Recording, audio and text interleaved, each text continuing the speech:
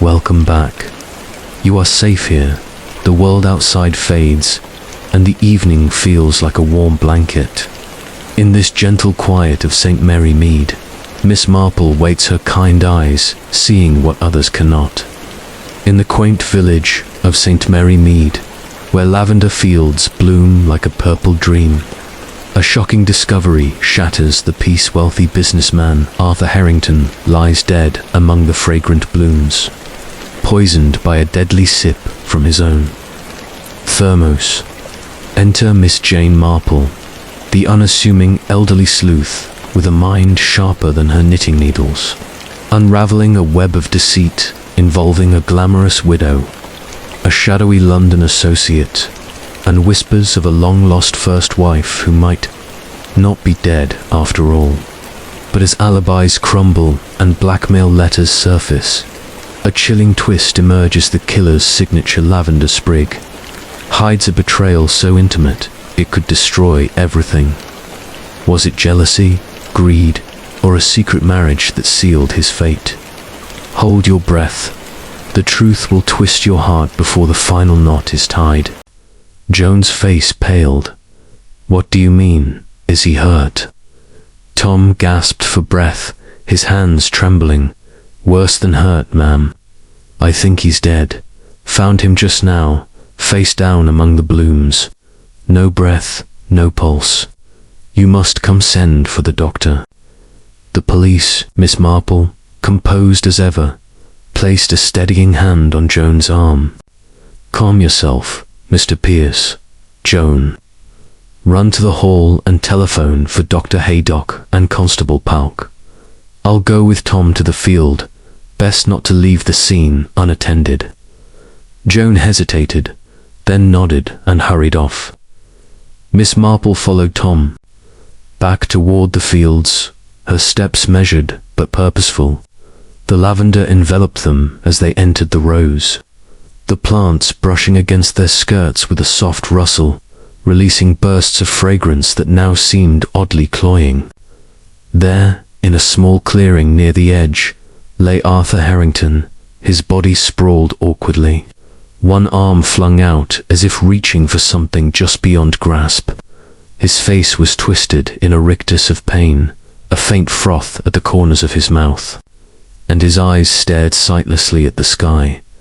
Miss Marple knelt carefully, avoiding disturbing the ground, and examined the scene with her keen gaze. There was no obvious wound, no blood, but the air held a bitter note beneath the lavender scent she couldn't quite place. Nearby, a picnic basket sat untouched, its lid ajar to reveal a thermos and sandwiches, a woman's shoe print marked. The soft earth beside the body, delicate and recent, and a few stems of lavender were crushed underfoot, as if in a scuffle or, perhaps, haste. Touch nothing, she advised Tom, who hovered anxiously. The police will want to see it as is. Tom nodded, mopping his brow.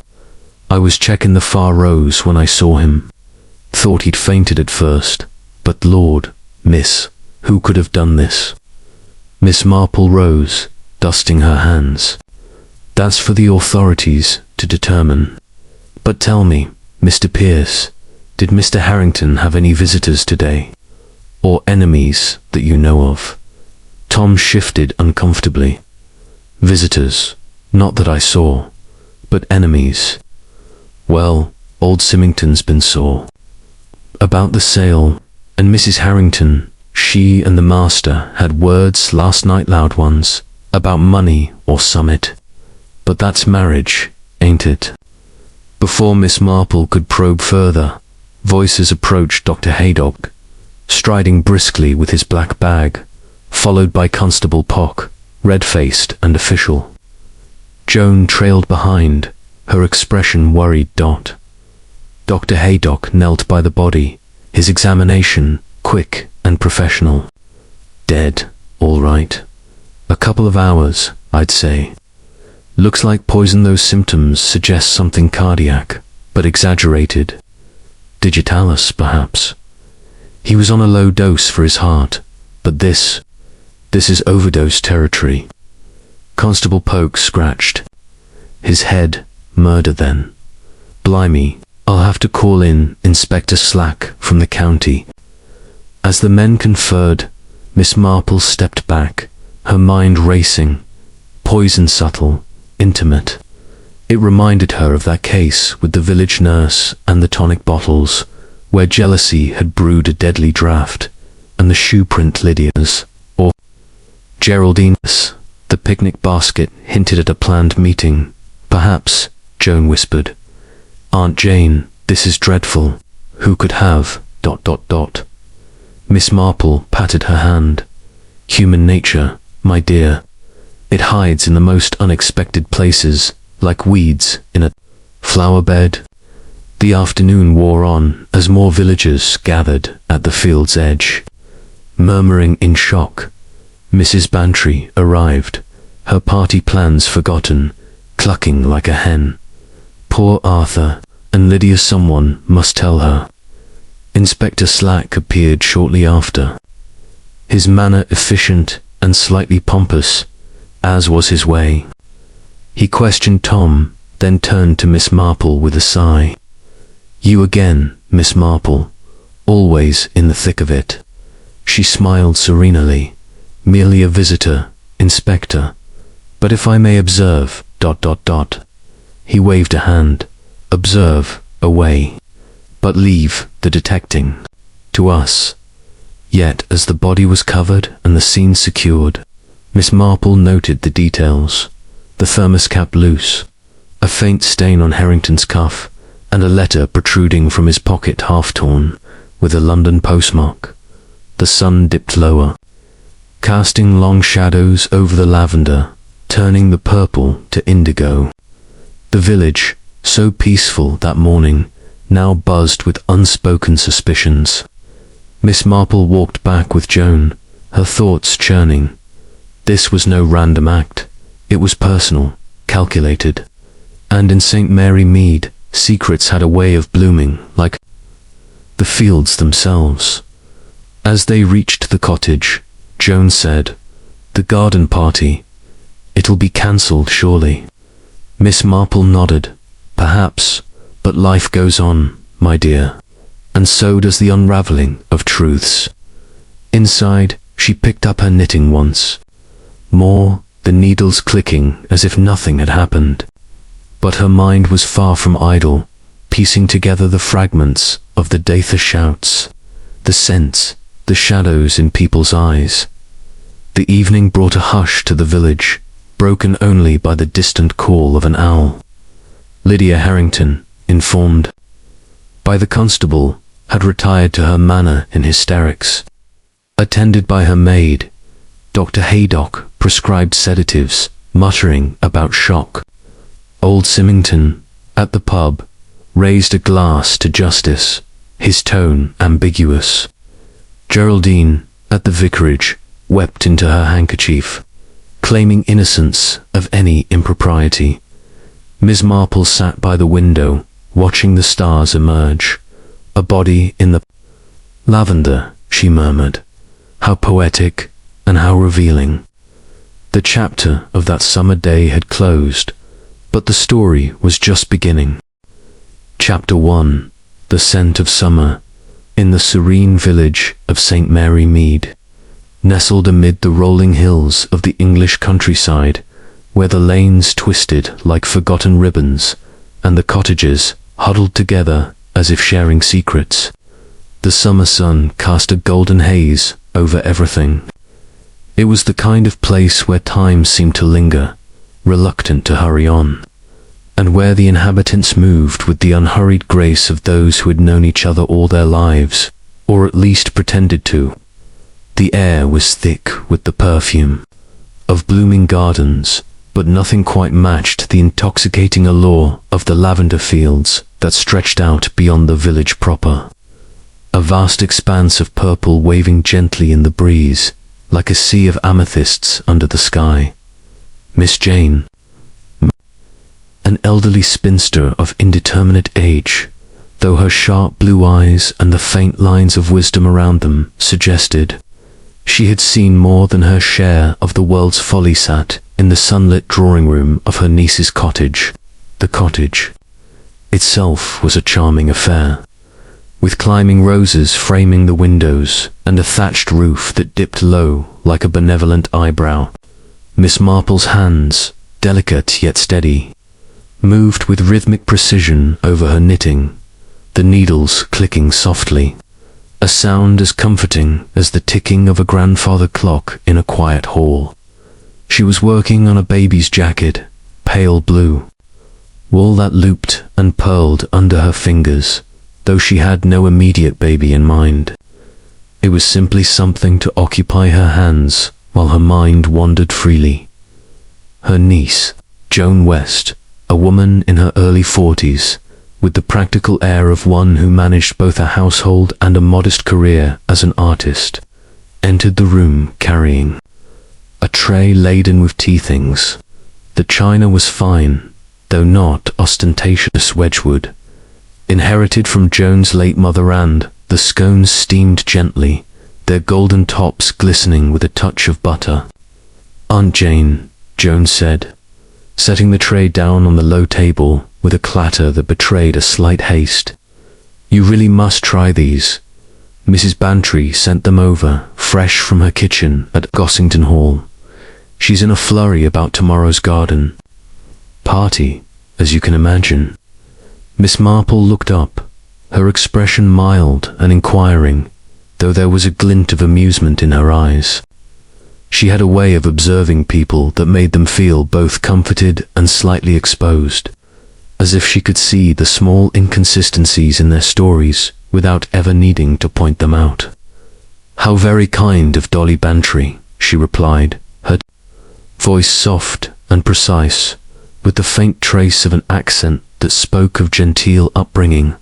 "And what has her in such a state? The weather, I suppose. Or is it the guest list that's proving troublesome?" Joan poured the tea, the amber liquid streaming into the cups with a soothing gurgle. She added a splash of milk to her aunt's, knowing Miss Marple's preferences without asking, and handed it over. "A bit of both, I dare say.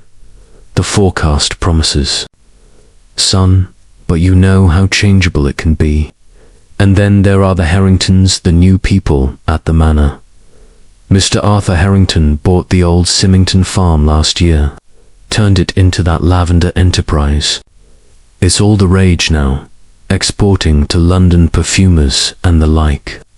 His wife, Lydia, is quite the picture of elegance, though some say she's a trifle too fond of her own reflection." Miss Marple sipped her tea, savouring the warmth as it spread through her. She set the cup down carefully on its saucer and resumed her knitting, the needles resuming their gentle tattoo. "New people," she murmured thoughtfully. "They do bring a certain vitality to a place like this. But vitality can sometimes unsettle the old rhythms. Tell me more about them, my dear. I find it so interesting how newcomers fit into the village. Tapestry or fail, too." Joan settled into the armchair opposite, crossing her legs and leaning forward slightly, her artist's eyes lighting up with the pleasure of gossip, though she would have called it mere observation. "Well, Arthur Harrington is a businessman through and through, made his fortune in the city, something to do with imports. I believe spices or textiles, perhaps.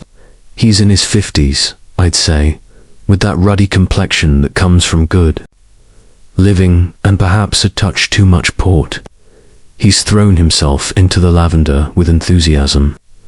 Hires local lads to tend the fields, and they've expanded the crop this year. The scent carries for miles on a warm day like this." "And Mrs. Harrington?" Miss Marple prompted, her gaze drifting to the window where the distant purple haze of the fields was just visible beyond the hedgerows. "Lydia, oh, she's younger, 35 at most, with hair like spun gold and dresses that must come straight from Paris. She's charming in that polished way, always hosting little teas and bridge parties. But there's talk. Well, You know how villagers are. Some say she's not entirely happy with country life, that she misses the excitement of town. And then there's young Geraldine from the vicarage. She's been seen walking with Mr. Harrington more than once, discussing charity matters, or so they claim. Miss Marple's needles paused for a fraction of a second, then continued. Ah, yes. Young girls and older men, it's a pattern one sees repeated, isn't it? Reminds me so much of that affair in my own village years ago, with the curate and the milliner's daughter. All very innocent on the surface, but underneath, well, human nature doesn't change, does it? She smiled faintly, her mind no doubt filing away the detail for later reflection. Joan nodded, buttering a scone and passing one to her aunt. Exactly, and then there's old Mr. Symmington himself, bitter as lemons since he sold the farm, claims Harrington cheated him out of a fair price, though everyone knows Symmington was in debt up to his ears.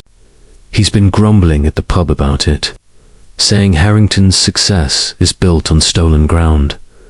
Dr. Haydock laughs it off, but you know how these things fester. Dr. Haydock, Miss Marple echoed, accepting the scone and taking a small bite. Was light and flaky, with just the right hint of sweetness. A sensible man, from what I recall. How is he these days? Still tending to the village ailments with his usual briskness. Oh, yes. He's been treating Mr. Harrington for some heart complaint, nothing serious, but enough to warrant regular visits. And the farmhand, Tom Pierce, he's a sturdy fellow. Works the fields dawn to dusk. Loyal type, but I've heard he's had words with Harrington over wages. Nothing out of the ordinary, I suppose. As they conversed, the afternoon sun slanted through the windows, casting long shadows across the polished floorboards. The room was filled with the homely sense of tea and baked goods, mingling with the faint lavender wafting in on the breeze. Miss Marple listened attentively, her mind weaving the threads of information into a mental pattern, much like her knitting. She had always believed that villages were microcosms of the world, where the same passions and pettinesses played out. In miniature, and St. Mary Mead was no exception. It was a place where everyone knew everyone's business or thought they did, and where a newcomer like the Harringtons could stir the pot simply by existing. Joan glanced at the clock on the mantel, an ornate piece with Roman numerals that had belonged to her grandfather. Goodness, it's nearly 3. I promised to help Mrs. Bantry with the flower arrangements for tomorrow. Would you like to come along, Aunt Jane? The walk to Gossington Hall isn't far, and the air is so refreshing. Miss Marple considered this, her eyes twinkling. A walk? Why not, my dear? My legs could use a bit of stretching, and one never knows what one might observe along the way. She set aside her knitting, folding it neatly into her basket, and rose with surprising agility for a woman of her years. They stepped out into the garden, where the paths were lined with hollyhocks and delphiniums nodding in the gentle wind. The village lane wound past neat cottages, each with its own patch of greenery, and the occasional villager nodded greeting as they passed. There was Mrs. Price Ridley, weeding her front border with vigorous determination, her hat askew, and young Slack, the constable's son, cycling by with a wave. The air grew heavier with lavender as they approached the outskirts, where the fields began in earnest. Look at that, Joan said, pointing to the undulating purple waves. It's like a painting, isn't it? Harrington's done wonders with it, installed new irrigation, even brought in bees from a specialist hive.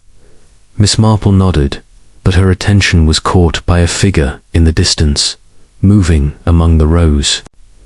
It was a man, tall and broad-shouldered, bending to inspect the plants. Is that Mr. Harrington himself? she asked. Joan shaded her eyes. I believe so. He often goes out in the afternoons, checking on things. Tom Pierce is usually with him. But not today, it seems. They continued on, the path veering toward Gossington Hall, a grander residence with manicured lawns and a drive lined with oaks. As they neared, a sudden shout pierced the tranquility, a cry of alarm from the direction of the fields. Joan stopped, her hand flying to her mouth. What was that? Miss Marple turned, her expression alert. It came from over there. Perhaps someone in distress. Before they could decide on action, a farmhand, Tom Pierce, by his sturdy build and weathered cap, came running down the lane, his face ashen. He spotted them and veered toward the cottage gate. Miss West, there's trouble, bad trouble. In the lavender field. It's Mr. Harrington, he's lying there, not moving. Chapter 2. The Discovery. The afternoon sun hung low over St. Mary Mead, casting long, wavering shadows across the lavender fields, where the air was thick with a sweetness now tinged with unease. The village, usually so placid, buzzed with a nervous energy as word of Arthur Harrington's death spread like wildfire through the narrow lanes and cozy parlours. Miss Jane Marple, her neat figure clad in a black cardigan and sensible skirt, stood at the edge of the field where the grim discovery had been made, her sharp eyes taking in every detail with the quiet intensity of a hawk. Her knitting basket rested at her feet, temporarily abandoned, for even her nimble fingers could not work while her mind was so thoroughly engaged. The body of Arthur Harrington lay sprawled among the lavender, a stark intrusion against the orderly rows of purple blooms. His face, once ruddy with the vigor of a man accustomed to command, was now ashen, contorted in a grimace that suggested his final moments had been far from peaceful. A faint froth clung to his lips, and his eyes, wide and unseeing, stared up at the cloudless sky. His tweed jacket was askew, one hand clutching a crushed sprig of lavender, as if he had grasped it in a final, futile gesture.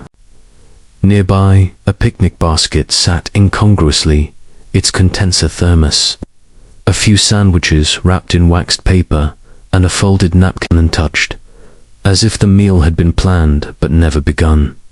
Tom Pierce, the farmhand who had found him, stood a few paces away, his weathered face pale under the brim of his cap.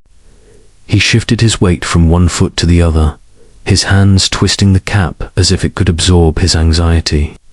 I swear, miss, he said to Miss Marple, his voice low and strained. I was just checking the irrigation pipes, same as always. Turned the corner, and there he was. Thought he'd tripped at first, but, well, you see how he is. Miss Marple nodded, her expression one of gentle sympathy, though her mind was cataloguing every detail with precision. She noted the trampled earth around the body, where the lavender stems were bent and broken, suggesting more than one person had passed through recently. A faint imprint caught her RJ woman's shoe, narrow and elegant, pressed into the soft soil near the picnic basket. It was not deep, as if the wearer had stepped lightly, perhaps in haste or caution.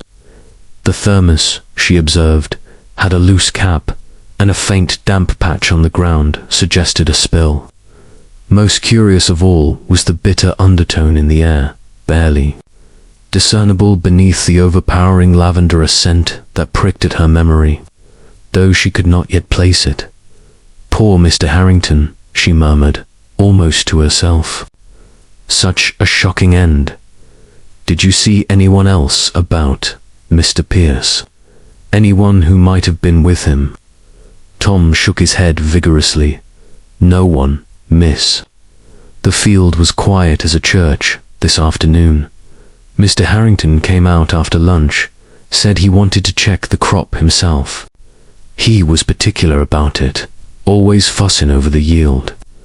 I was at the far end, near the brook, when I found him. Miss Marple's gaze lingered on the picnic basket, and this. Was it here when you arrived? Aye, Tom replied, glancing. I did uneasily. Didn't touch it, though. Didn't seem right. She nodded approvingly. Very wise. Best to leave things as they are for the police.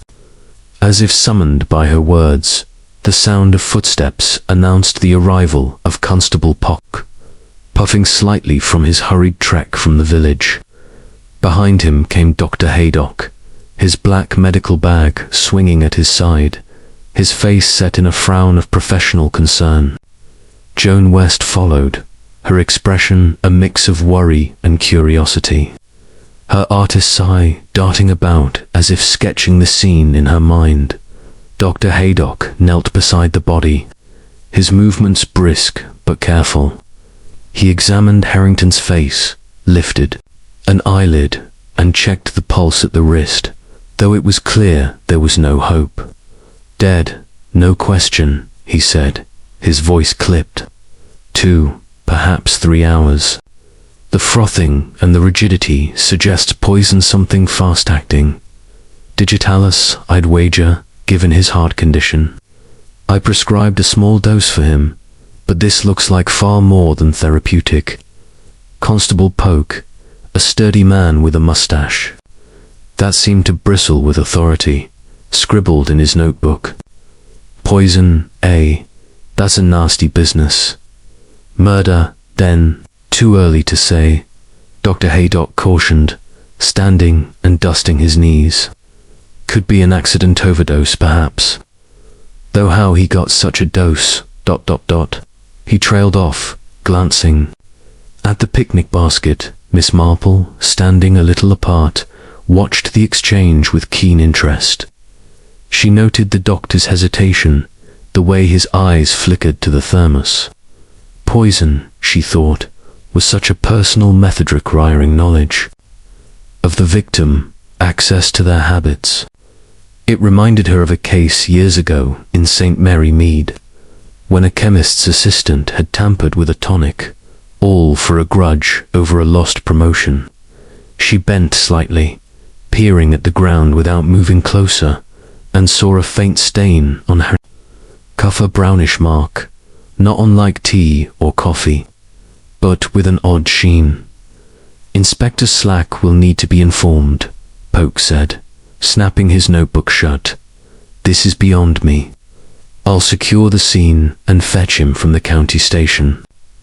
Joan stepped closer to her aunt, her voice low. Aunt Jane, this is awful. Do you think it's really murder? Miss Marple's eyes softened, but her mind remained sharp. It's too soon to say, my dear. But the circumstances are ... suggestive. A picnic in a field. A man alone yet not alone, perhaps. She gestured subtly toward the shoe print. We mustn't jump to conclusions, but we mustn't ignore what's before us, either.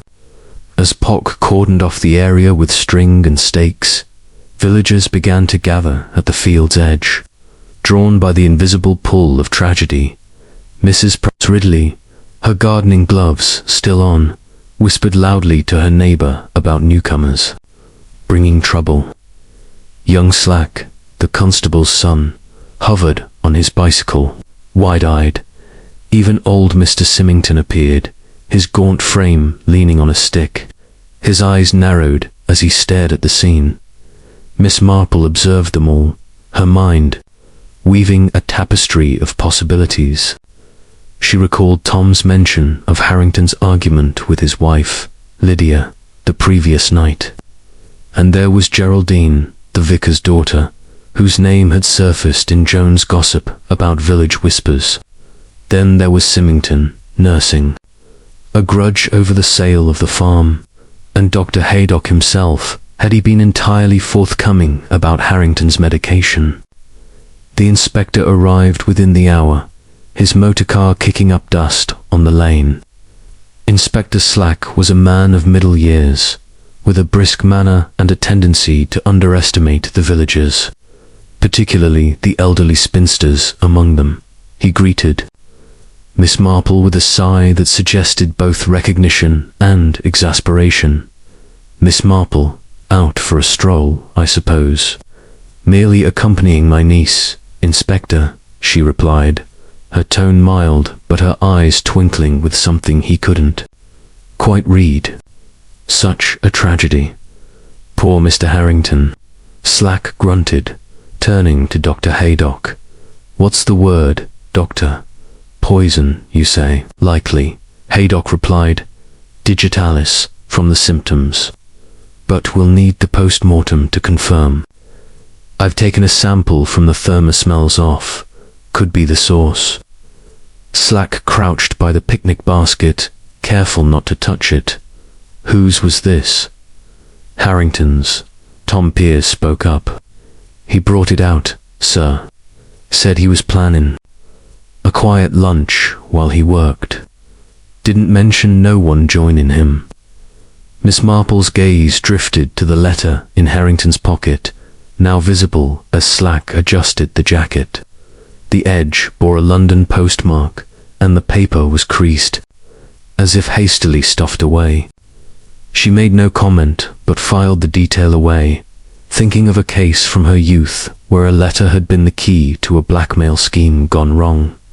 Slack stood, brushing his hands. "Right, we'll need statements from everyone who saw Harrington. Today, Pierce, you stay here. Miss West, you and your aunt can go, but don't leave the village. I'll want to speak with you later." Joan nodded, her face still pale.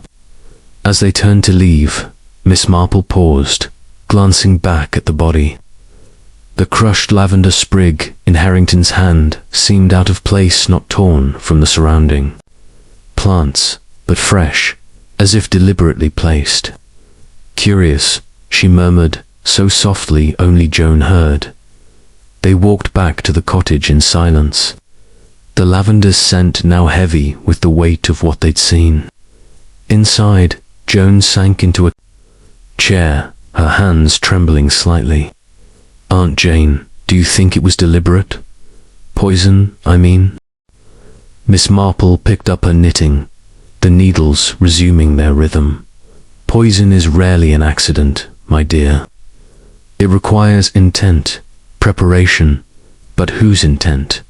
That's the question. And that sprig of lavender.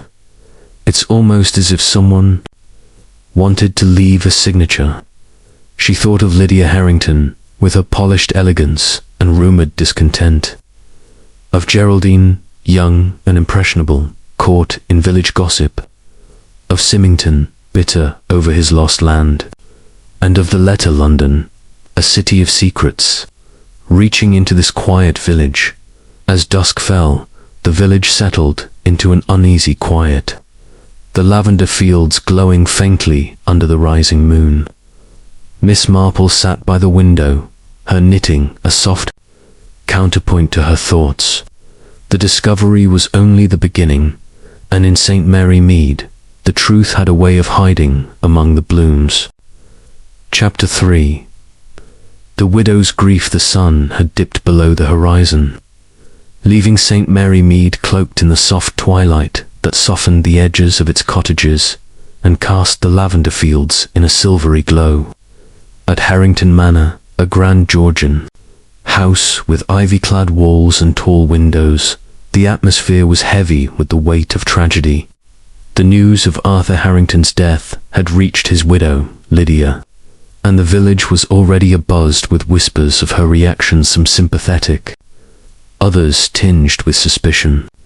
Miss Jane Marple, invited by Joan West to accompany her as a steadying presence, sat in the manor's drawing room, her knitting needles clicking softly in her lap, a quiet counterpoint to the drama unfolding around her. The room was elegantly appointed, with velvet drapes in deep burgundy and a fireplace that, though unlit in the summer warmth, spoke of old wealth. Lydia Harrington reclined on a chaise longue, her golden hair slightly disheveled, her silk dressing gown slipping from one shoulder in a manner that seemed almost too artfully tragic. She clutched a lace handkerchief, dabbing at eyes that were red but curiously dry. Dr. Haydock, who had arrived shortly after the discovery in the field, stood nearby, preparing a mild sedative from his bag. Inspector Slack paced near the window, his notebook open, his expression one of barely concealed impatience. "It's too dreadful," Lydia murmured, her voice a trembling whisper that carried the cadence of a trained actress. "Arthur gone." Just like that. He was out there inspecting the lavender, as he always did. He loved those fields, you know. They were his pride. She paused, pressing the handkerchief to her lips. Who could do such a thing? Inspector Slack cleared his throat, his tone brisk. "That's what we're here to find out, Mrs. Harrington.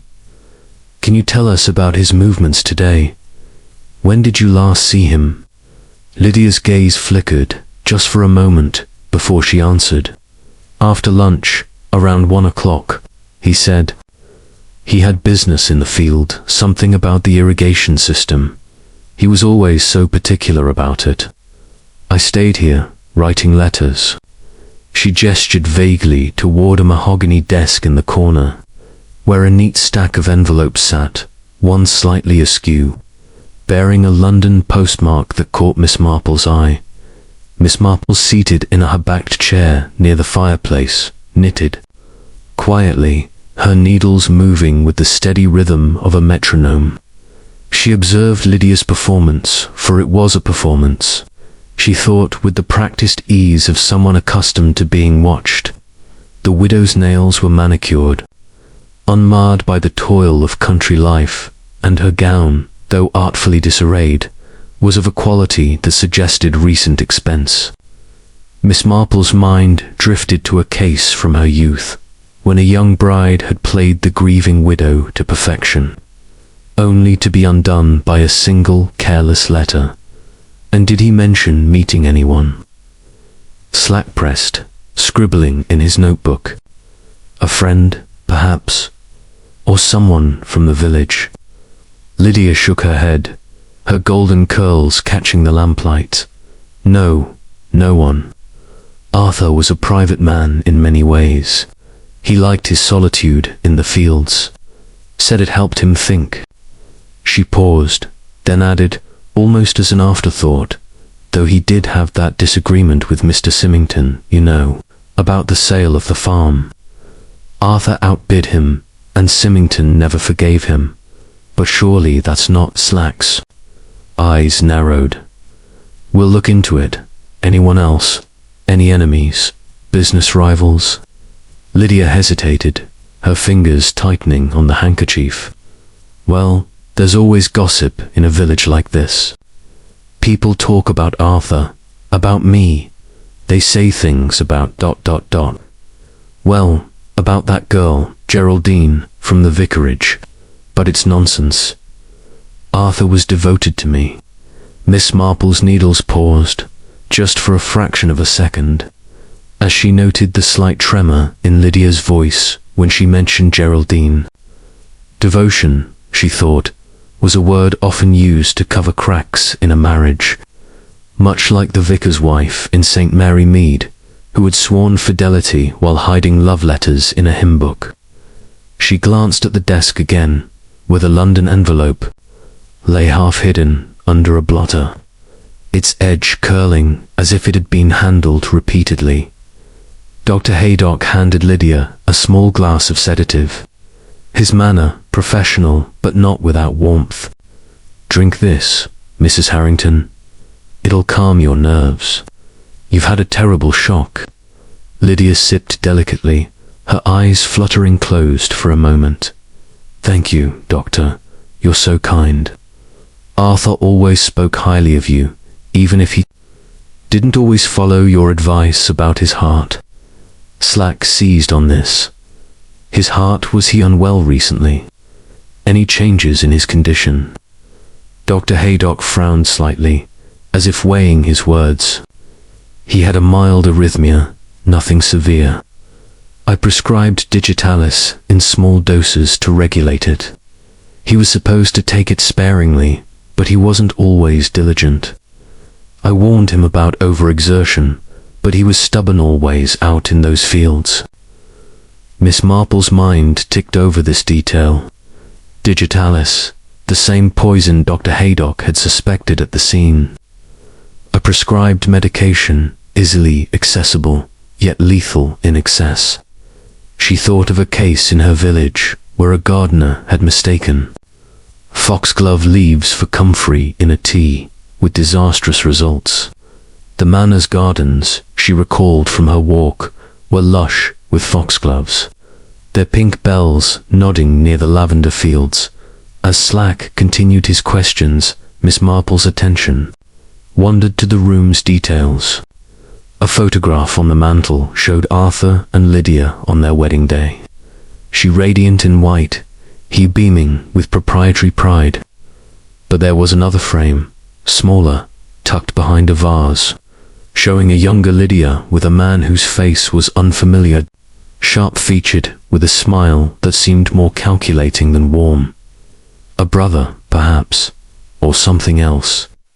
Joan, who had been hovering near the door, spoke up softly. "Aunt Jane, should we stay? Mrs. Harrington seems... well, she has Dr. Haydock." Miss Marple smiled, folding her knitting into her basket. "Perhaps we should give her some peace, my dear. But I'll just offer my condolences before we go." She approached Lydia, her demeanor one of quiet sympathy. "Mrs. Harrington, I'm so very sorry for your loss. If there's anything an old woman like me can do, perhaps a cup of tea with you tomorrow. Please don't hesitate." Lydia's eyes met hers, and for a moment Miss Marple sensed a flicker of calculation beneath the grief. "Thank you, Miss Marple. That's very kind. I'll manage, somehow." As they left the manor, Joan whispered, "She's putting on a brave face, isn't she? But it's all so theatrical." Miss Marple nodded, her thoughts elsewhere. "Grief takes many forms, my dear.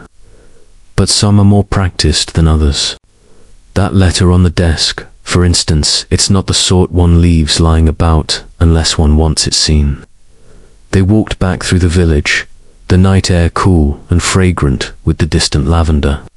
The manor's lights faded behind them, and the village settled into its usual hush, broken only by the occasional bark of a dog or the rustle of leaves.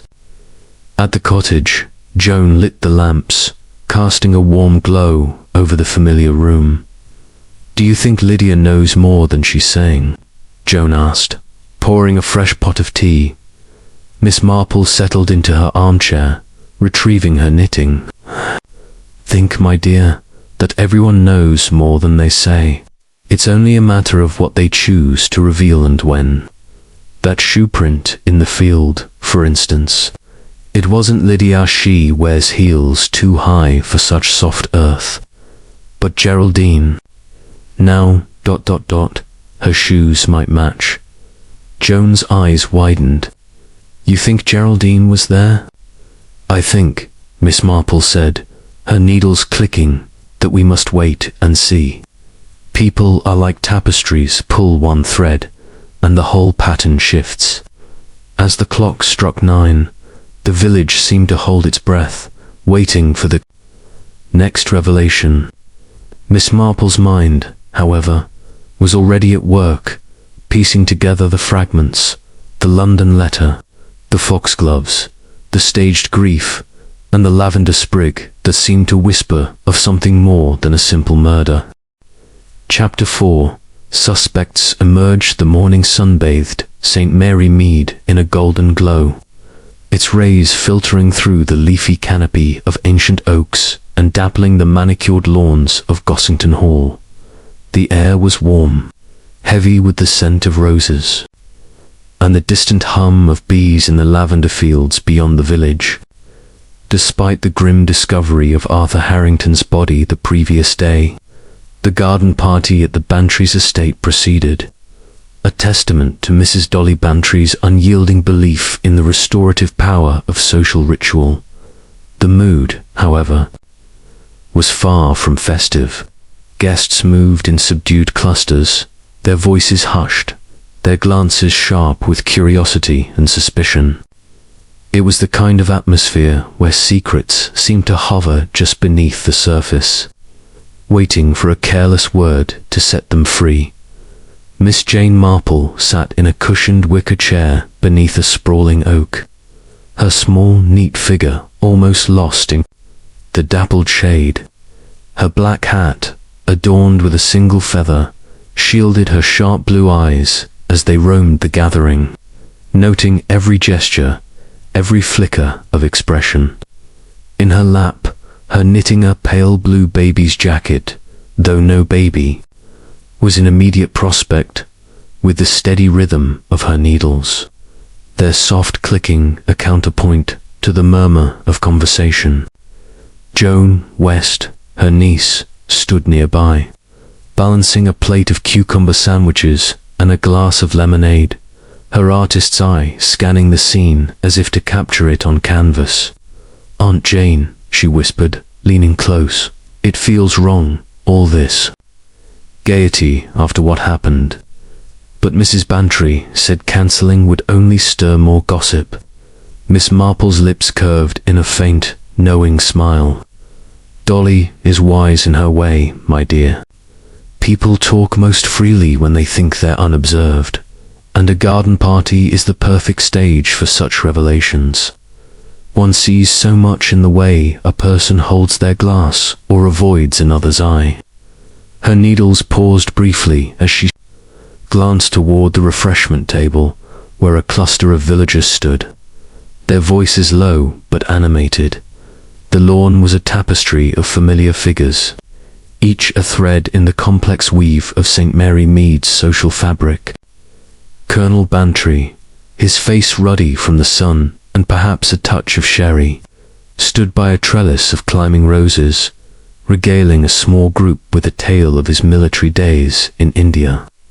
His wife, Dolly, fluttered between guests like a brightly coloured bird, her floral dress a splash of cheer against the sombre mood. Old Mr. Symmington, the former owner of the Lavender farm, lingered near a table laden with pastries, his gaunt frame hunched over a glass of sherry, his eyes narrowed with a bitterness that seemed to deepen with every sip. Geraldine, the vicar's daughter, stood apart, her pale blue dress clinging to her slender form, her hands twisting nervously around a handkerchief.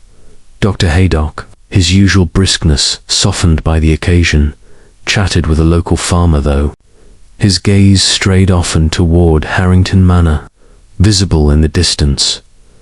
Mrs. Bantry swept toward Miss Marple, her cheeks flushed with the effort of hostessing under such trying circumstances. "Jane, you must try the raspberry tart, it's divine. And isn't this all too dreadful? Poor Arthur, dead in his own field. I told Arthur Colonel Bantry that Iswe should cancel, but he said it'd only make the village mope. What do you think of it all?" Miss Marple set her knitting aside, her hands folding neatly in her lap. "A great shock, Dolly," she replied, her voice soft but carrying the weight of her thoughts. "A man so vital, struck down so suddenly. It's sort of thing that makes one wonder about those closest to him. But Inspector Slack will no doubt sort it out. He's very ... energetic."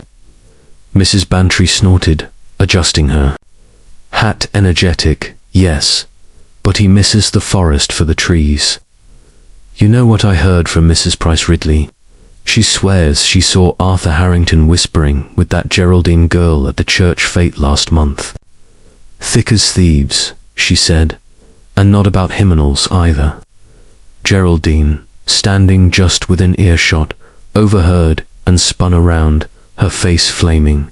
"That's a wicked lie," she cried, her voice trembling with indignation. "We were discussing the orphans fund nothing more. Mr. Harrington was kind, generous.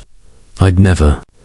She trailed off, her eyes bright with unshed tears, and turned away, clutching her handbag as if it were a lifeline. Miss Marple watched the girls retreat, her expression one of gentle sympathy, though her mind was busy. Geraldine's outburst was heartfelt, but there was a note of panic in it, not unlike the young seamstress in St. Mary Mead, who had protested her innocence in a theft until a stolen bracelet was found in her workbox. She noted the way Geraldine's hands shook, the way her gaze darted toward the manor, as if fearing pursuit. "Poor child," Miss Marple murmured to Joan. "She's caught in the village's web, whether she wishes it or not." Colonel Bantry ambled over, his moustache bristling as he joined the conversation. "Damned bad business, this murder," he grumbled, swirling his sherry. "Harrington was a sharp one, too sharp, maybe. Built that Lavender business from nothing, but you don't make a fortune without stepping on toes. I'd wager he had. Enemies in the city, never mind here." Joan, emboldened by the colonel's candor, ventured a question, like Mr. Symmington. "I heard he's been bitter about losing the farm." The colonel nodded, his eyes narrowing. "Spot on. Symmington's been grumbling at the Red Lion about how Harrington swindled him. Says the sale was rigged, though everyone knows he was up to his neck in debt. Had to sell or the bank would have taken it. Still, he's been sour as a lemon ever since." Miss Marple's needles resumed their rhythm, though her attention was fixed on Symmington, who now stood alone, staring into his glass as if it held answers. A grudge over land was a potent motive, she knew, recalling a farmer in her village who had once threatened violence over a disputed fence line. But poison, that was a weapon of subtlety, requiring access and intent. She thought of the thermos in the field, its cap loose, and the faint bitter scent that had lingered beneath the lavender. Dr. Haydock approached, his face etched with the strain of the past day. He held a glass of punch, but his fingers toyed with it restlessly. "Terrible affair," he said, shaking his head. "Harrington was a patient of mine heart trouble, nothing too serious, but enough to warrant care. He owed me a bit for consultations, you know. Said it was just nerves. But I told him to ease up on the work. Stubborn as a mule." Miss Marple tilted her head, her voice gentle but probing. "Heart trouble, doctor. And yet he was so active, always out in those fields. Did he seem particularly unwell of late?" Haydock hesitated, his gaze flickering to the ground. "Not outwardly, no. But he was under pressure business worries, perhaps. He kept his digitalis in his study, locked away, though he wasn't always careful about taking it. I warned him about overdoing it, but he'd laugh it off." The mention of digitalis sharpened Miss Marple's focus. The poison suspected in Harrington's death, prescribed by the very man before her. She recalled a case where a housekeeper had used her master's medication to settle a score. The bottle so innocently accessible, locked away, you say? She asked lightly, very prudent. And who had access to the study? Haydock shrugged, though his eyes were guarded. "Just Harrington, as far as I know, and Mrs. Harrington, of course. It was their home." Miss Marple nodded, filing the detail away. Her gaze drifted to Tom Pierce, the farmhand, who had arrived late, his work boots leaving faint traces of earth on the grass. He kept to the periphery, his cap pulled low, his hands calloused but unsteady as he accepted a glass of lemonade from a passing maid. She remembered his mention of an argument with Harrington over wages, a small matter, perhaps, but grudges could fester. It was not unlike the case of a gardener in St. Mary Mead, dismissed for petty theft, who had later tampered with his employer's wine. As the party wore on, the guests' tongues loosened with the aid of sherry and punch. Her gardening gloves tucked into her belt, sidled up to Mrs. Bantry, her voice carrying, "I always said those Harringtons brought trouble. New money, no roots.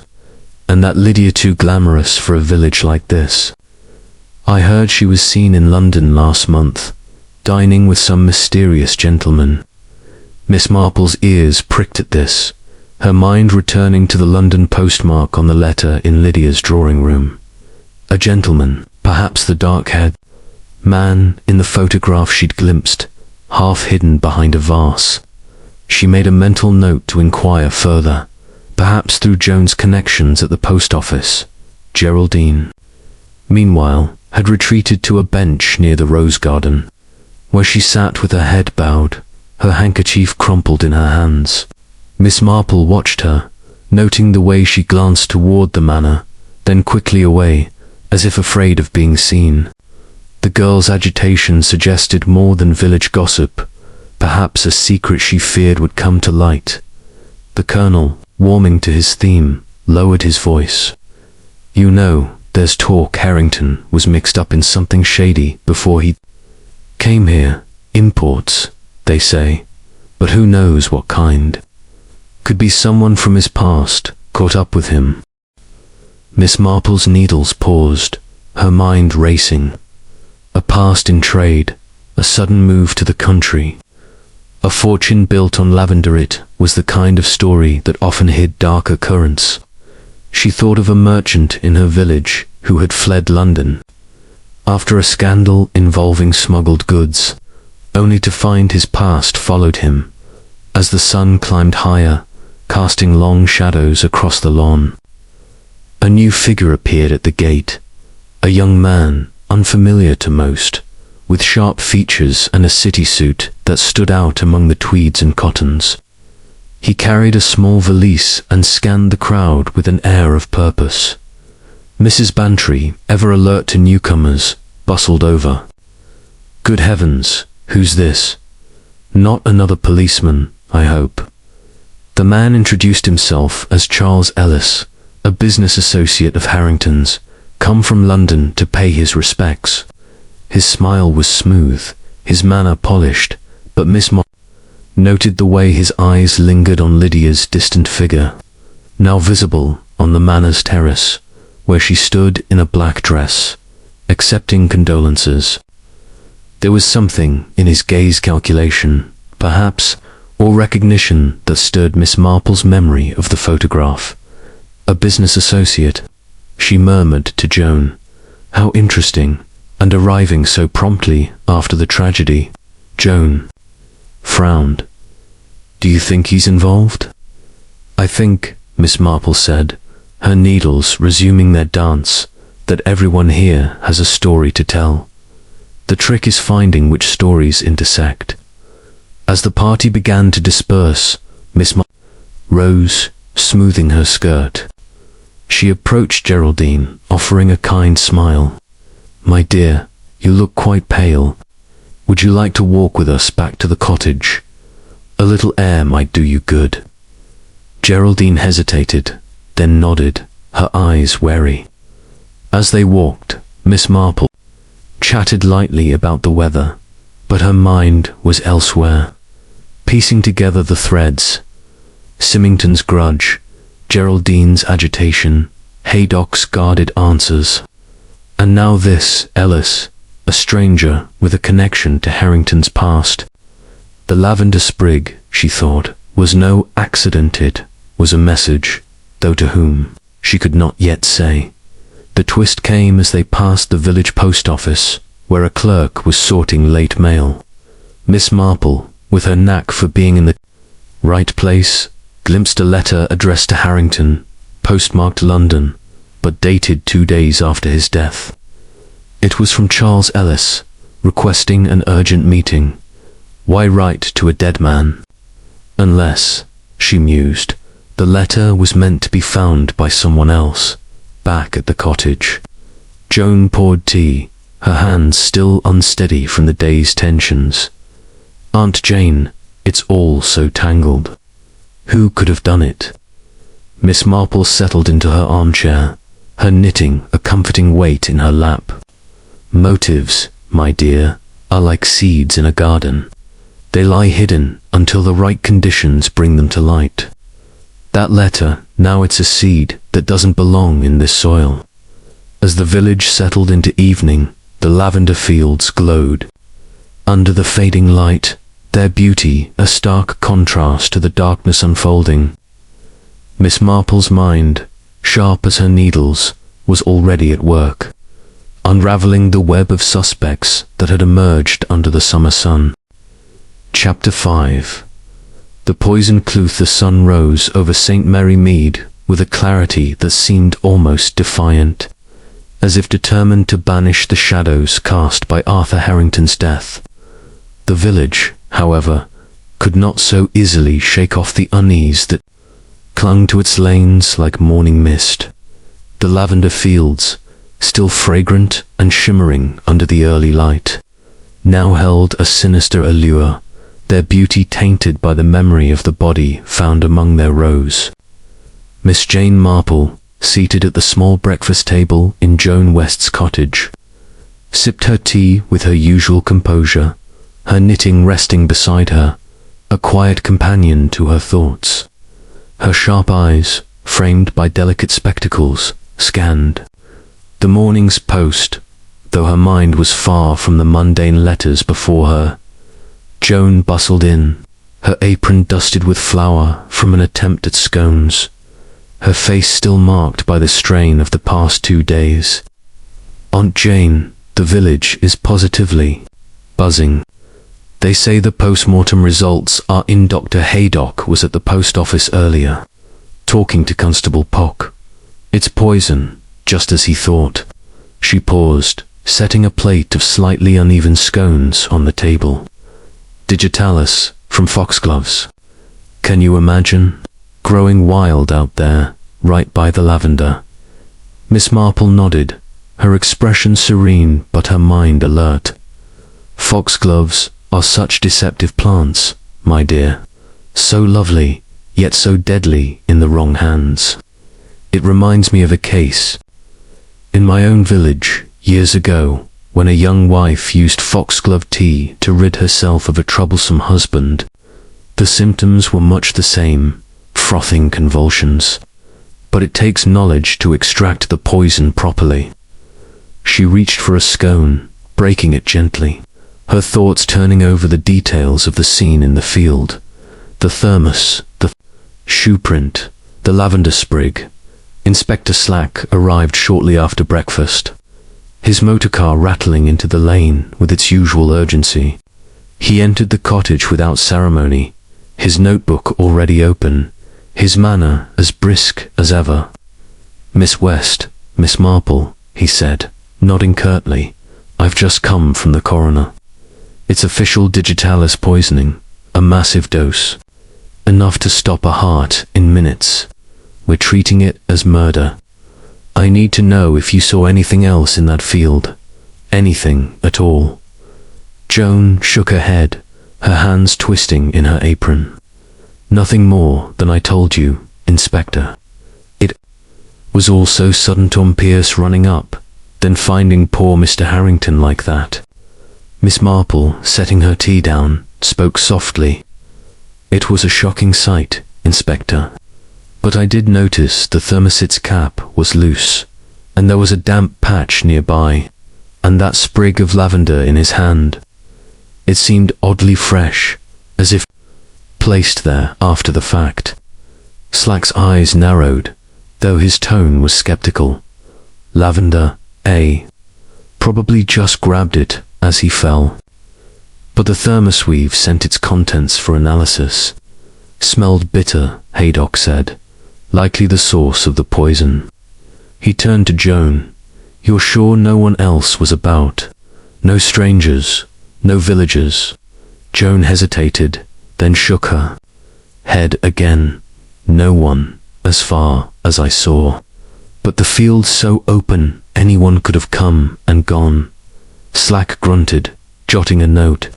We're questioning everyone who knew Harrington.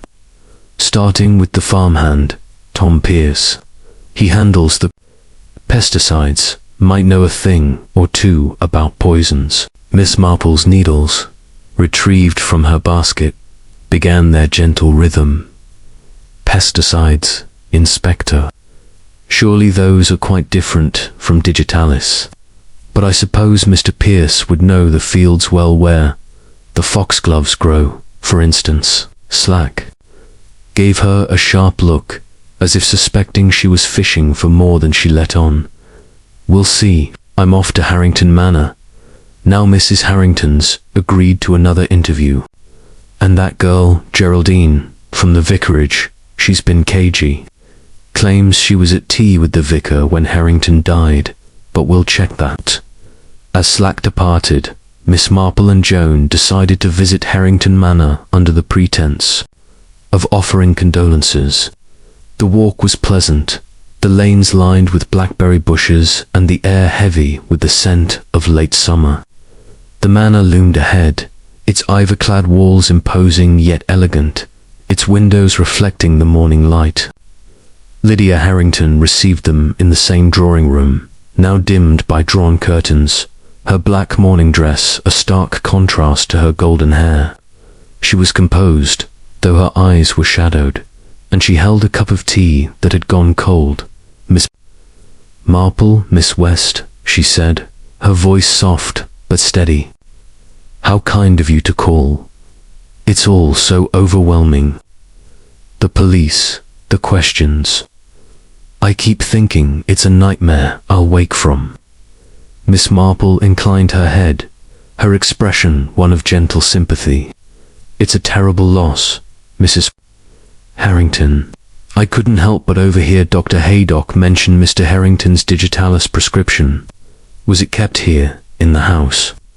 Lydia's fingers tightened on her cup, though her face remained serene. Yes, in his study. He was so careless with it, left the bottle out sometimes, though I told him to lock it away. Only he had the key to the drawer, you know. I never touched it. Miss Marple nodded, her eyes drifting to the mahogany desk where the London letter still lay, now joined by a few others. She noticed a faint purple stain on the carpet nearby, not unlike the pollen of lavender, though it had an odd sheen, almost oily. Such a pity, she said, her tone light. Medicines can be so dangerous, if mishandled. I recall a case in my village where a bottle of tonic was tampered with quite by accident, or so it seemed. Lydia's gaze flickered, but she said nothing, offering a weak smile instead. Joan, sensing the tension, changed the subject to the garden party, but Miss Marple's mind was elsewhere, piecing together the clues. The digitalis, accessible in the study, the foxgloves growing wild near the fields, the bitter scent in the thermos. And that letter, why had it been left so carelessly, unless it was meant to be seen? Later that afternoon, Miss Marple persuaded Joan to accompany her to the lavender fields, ostensibly for a walk to clear their heads. The rows of purple blooms stretched out before them, serene yet foreboding. Miss Marple paused near the spot where Harrington's body had been found, now marked only by a faint disturbance in the earth.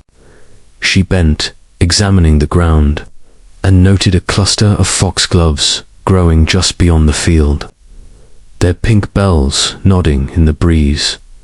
Curious, she murmured, straightening. These plants are so close to the lavender, yet so dangerous. It wouldn't take much to gather a few leaves, would it? Joan shivered. You think someone did that? Brewed a poison right here? Perhaps, Miss Marple said, her eyes scanning the horizon. But it takes intent, my dear. And knowledge. Not everyone would know how to extract digitalis safely or unsafely. As they returned to the village, they passed the vicarage, where Geraldine was tending the front garden.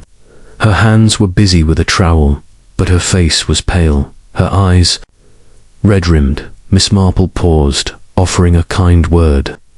"My dear, you look tired. This business must be weighing on you." Geraldine's trowel stilled, and she glanced up, her expression guarded. "It's awful, Miss Marple. Everyone's talking, saying things about me and Mr. Harrington, but I swear it was just charity work. I was at the vicarage when it happened." Miss Marple nodded, her voice soothing. "Of course, my dear, but it's best to be truthful with the police. They do find out, you know." Geraldine's eyes widened, and she turned back to her flowers, her hands trembling. Miss Marple made a mental note of the girl's unease, so like the young maid in her village who had hidden a lover's secret until it unraveled under scrutiny. Back at the cottage, Joan sank into a chair, her face troubled. "Aunt Jane, it's all so complicated. The poison, the letter, Geraldine's nerves, where does it lead?" Miss Marple picked up her knitting, her needles resuming their steady rhythm. "To the truth, my dear, in time. It's like a tangle of wool, one must pull gently to find the end. That purple stain in the study, for instance, it wasn't just lavender pollen. It had a purpose, I think." The day drew to a close, the village settling into an uneasy quiet. The post-mortem had confirmed the poison, but the question of who had administered it and Miss Marple's mind, sharp as ever, turned over the possibilities. Lydia's access to the study, Geraldine's proximity to the foxgloves, Symmington's bitterness, Haydock's knowledge, and the mysterious Charles Ellis, whose timely arrival raised questions of its own. The lavender sprig, she thought, was a clue not to the killer's identity, but to their intent, a message, perhaps, of betrayal or revenge. Chapter 6. Alibis crumble. The late summer light filtered through the lace curtains of Joan West's cottage, casting delicate patterns on the polished floorboards as Miss Jane Marple sat by the window, her knitting a soft blur of pale blue wool in her lap. The village of St. Mary Mead, though outwardly serene, simmered with tension, its inhabitants caught in a web of whispers and sidelong glances following Arthur Harrington's murder. The confirmation of digitalis poisoning had sharpened the focus of Inspector Slack's investigation, and the village buzzed with speculation about who might have slipped the deadly dose into Harrington's thermos. Miss Marple, her sharp eyes gleaming behind her spectacles, sipped her morning tea, her mind turning over the threads of the case: the woman's shoe print, the London letter, the lavender sprig, and the curious purple stain in the manor's study. Joan entered, her face flushed from a brisk walk to the village shop. "Aunt Jane, the whole place is in an uproar. Inspector Slack's been questioning everyone, and people are starting to crack.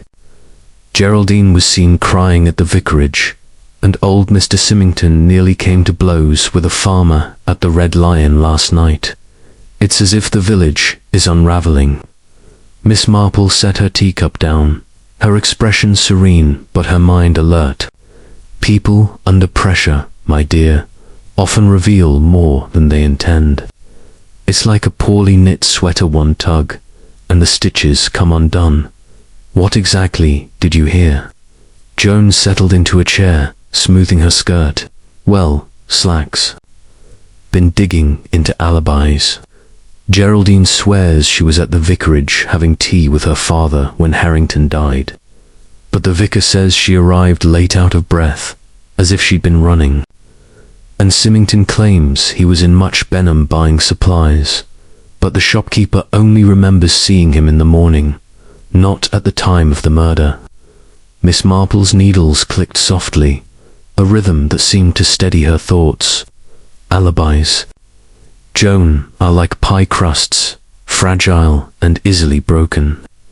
It reminds me of a case in my village when a young man claimed to be at the cinema but was seen slipping out the back door. And what of the others? Dr. Haydock, for instance. Joan leaned forward, her voice dropping. That's the odd thing. He says he was on a house call to a farm on the other side of the village, but no one can confirm it. The farmer's wife was out, and the farmhand was in the fields. And then there's Lydia. She told Slack she was writing letters all afternoon. But her maid says she went out for a walk around too, coming back with mud on her dress. Miss Marple's eyes narrowed slightly, though her expression remained mild. Mud, you say? Interesting. The field where Mr. Harrington was found was soft from the irrigation, and that shoe print narrow, elegant, not unlike one a young woman, like Geraldine, might leave, or perhaps someone who wished it to seem so. Before Joan could respond, a knock at the door announced Inspector Slack. His face set in a scowl that suggested his investigation was not going smoothly. He stepped inside, hat in hand, his notebook bulging with scribbled pages.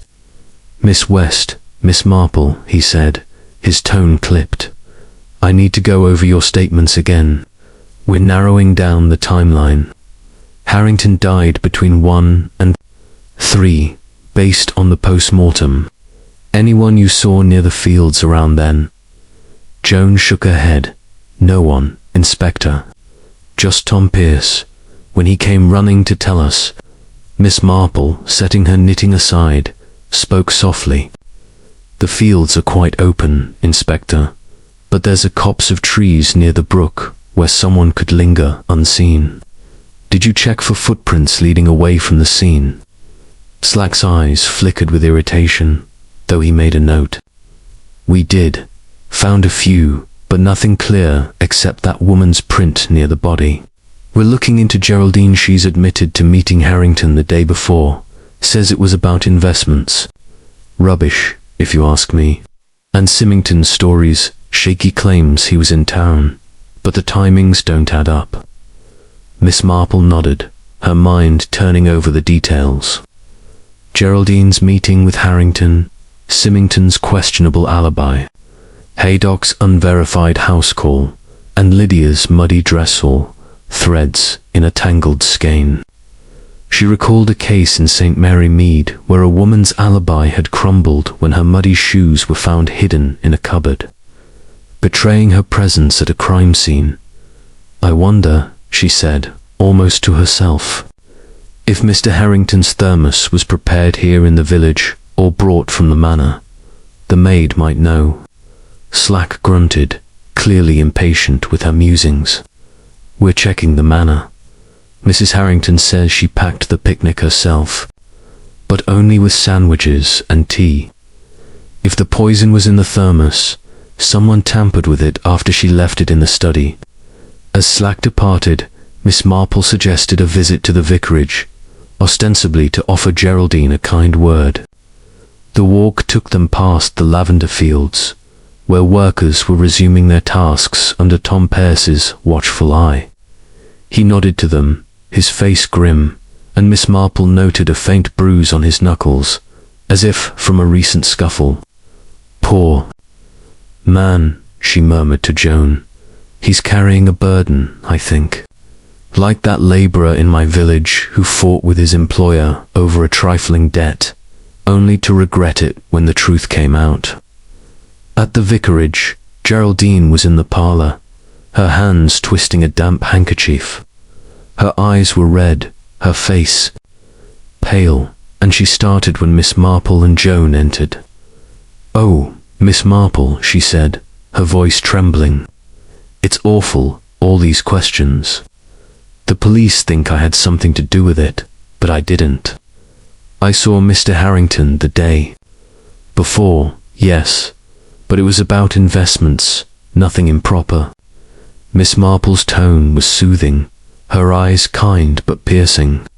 "Of course, my dear. But you were in the field that morning, weren't you? Your shoes there, the sort that might leave a print like the one we saw?" Geraldine's face drained of colour, and she stammered, I was there earlier, picking flowers for the church, but I wasn't there when he died. I was with father by 2 o'clock. Miss Marple nodded, though her mind noted the girl's panic, so like the young governess in her village who had lied about her whereabouts until a witness placed her at the scene of a theft. Truth is the best defense, my dear, she said. Gently, the police will find out, you know. As they left, Joan whispered, she's hiding something, isn't she? Most people are, my dear, Miss Marple replied, her needles clicking as they walked. But it's the why that matters. Their next stop was the Red Lion, where old Mr. Symmington was nursing a pint, his face etched with resentment. Miss Marple, under the guise of buying a newspaper, overheard him muttering to the barman about Harrington's thievery and land that was rightfully mine. When she approached, offering a polite greeting, Symmington's eyes narrowed. You're that Marple woman, poking about. Well, I'll tell you what I told Slack Eye was in Much Benham all afternoon. Ask the grocer. Miss Marple smiled, undeterred. I'm sure you were, Mr. Symmington, but it's such a pity about the farm. It must be hard, seeing it thrive under new hands. Symmington's jaw tightened, and he turned away, his silence more telling than words. Miss Marple thought of a farmer in her village, whose grudge over a lost field had led to a barn fire, though he'd sworn he was miles away. Back at the cottage, a surprise awaited. A note from Dr. Haydock slipped under the door, requesting a word. When he arrived, his face was grave. Miss Marple, I've been thinking about that digitalis. I checked my records. Harrington's prescription was nearly full last I saw. If someone took it, they'd have needed access to his study. After his last dose, 2 days ago, Miss Marple's eyes twinkled. And who might have had such access? Dr. Haydock hesitated. Lydia, of course, and the maid, perhaps. But there's something else. I found a vial in my surgery, half empty, that I can't account for. I keep strict records, but it's possible someone took it. The twist came later that evening, when Joan, sorting through village gossip, mentioned a rumour. Charles Ellis, the London associate, had been seen near the manor the morning of the murder, though he claimed to have arrived only that day. Miss Marple's mind seized on this, recalling the letter dated after Harrington's death. Was Ellis playing a deeper game, perhaps setting a trap for someone else? As the village lights dimmed, Miss Marple sat by the window, her knitting a steady rhythm against the quiet. The alibis were crumbling, each revealing a crack in the village's facade. Geraldine's panic, Symmington's bitterness, Haydock's missing vial, Lydia's muddy dress, and Ellis's timely arrival all pointed to a truth hidden in plain sight, like a weed among the lavender. Chapter 7. The Hidden Letter. The morning mist hung low over St. Mary Mead, veiling the lavender fields in a gauzy shroud that softened their vibrant purple to a ghostly hue. The village, though accustomed to the rhythms of summer, seemed to hold its breath, as if waiting for the next revelation in the wake of Arthur Harrington's murder. Miss Jane Marple sat in Joan West's cosy parlour, her knitting needles clicking softly as she worked on the pale blue baby's jacket, her mind far from the innocent task. The events of the past days, the poisoned thermos, the woman's shoe print, the lavender sprig, the crumbling alibis wove a complex pattern in her thoughts, each thread leading to a knot yet to be untied. Joan bustled in from the kitchen, a tray of tea and biscuits in hand, her face alight with the latest village gossip. Aunt Jane, you'll never believe what I heard at the post office this morning. They're saying Inspector Slacks got his eye on Tom Pierce, says a witness saw him arguing with Harrington in the field just days before the murder. Something about unpaid wages, and there's talk of a letter found in Harrington's pocket that's got everyone in a tizzy. Miss Marple set her knitting aside, her eyes sharpening behind her spectacles. A letter, you say? That's most interesting. I noticed a paper in Mr. Harrington's pocket when we found him London postmark, wasn't it? Did they say what it contained? Joan poured the tea, her hands steady despite the excitement in her voice. Not exactly, but the clerk, Miss Weatherby, you know her, always eavesdropping, said it was from someone in London, demanding money. Blackmail, they're whispering. Can you imagine, poor Mr. Harrington, caught up in something so sordid? Miss Marple sipped her tea, her mind racing. Blackmail was a motive as old as human greed, and she recalled a case in her own village where a series of anonymous letters had led to a poisoning. The writer's identity hidden until a careless phrase betrayed them. Blackmail, she murmured, is like a shadow, it follows its owner everywhere. But who was casting it, I wonder, and why leave such a letter where it could be found? Determined to learn more, Miss Marple persuaded Joan to accompany her to the post office, where Miss Weatherby, a spinster with a nose for news, was sorting the day's mail. The post office was a hub of village life, its counter cluttered with parcels and its air thick with the scent of ink and paper. Miss Weatherby, her glasses perched precariously on her nose, looked up as they entered, her eyes gleaming with the thrill of being in the know. "Good morning, Miss West, Miss Marple," she said, her voice a conspiratorial whisper. "Terrible business about Mr. Harrington, isn't it?" "I was just telling Mrs. Price Ridley." The police took a letter from his pocket addressed to him, but redirected to Mrs. Harrington after his death. "From London, bold as you please. I saw it myself before they whisked it away." Miss Marple's expression was one of polite interest, though her mind was alert. "How curious.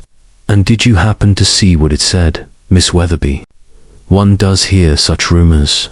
Miss Weatherby leaned forward, her voice dropping further. "Well, I shouldn't say, but I caught a glimpse as I sorted it. Something about pay up, or the truth about your first wife comes out.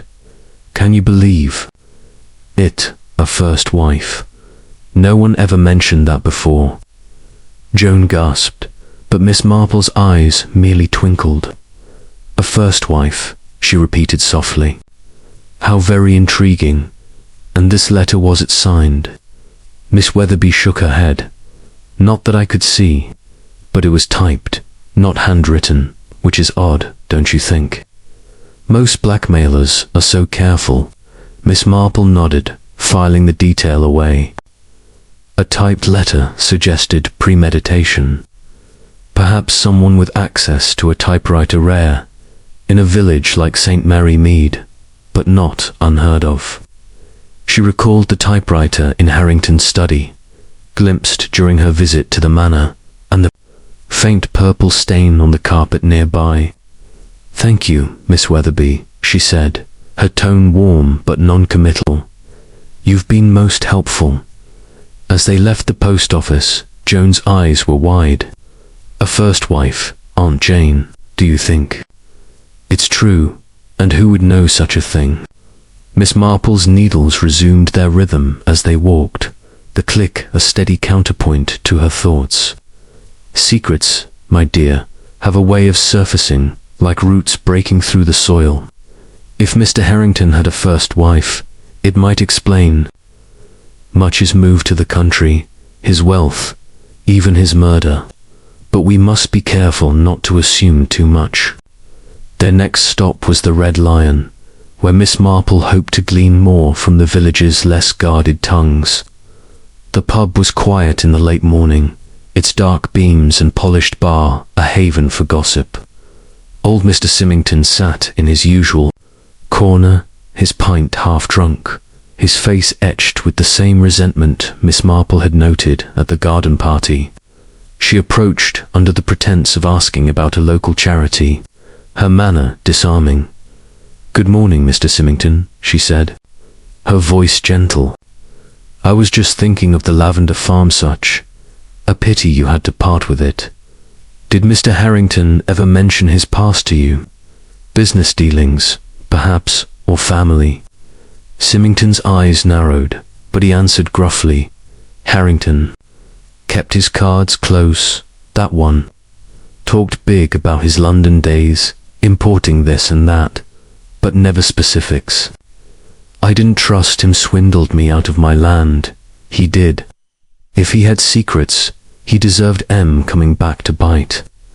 Miss Marple nodded, her expression sympathetic, though her mind noted his venom.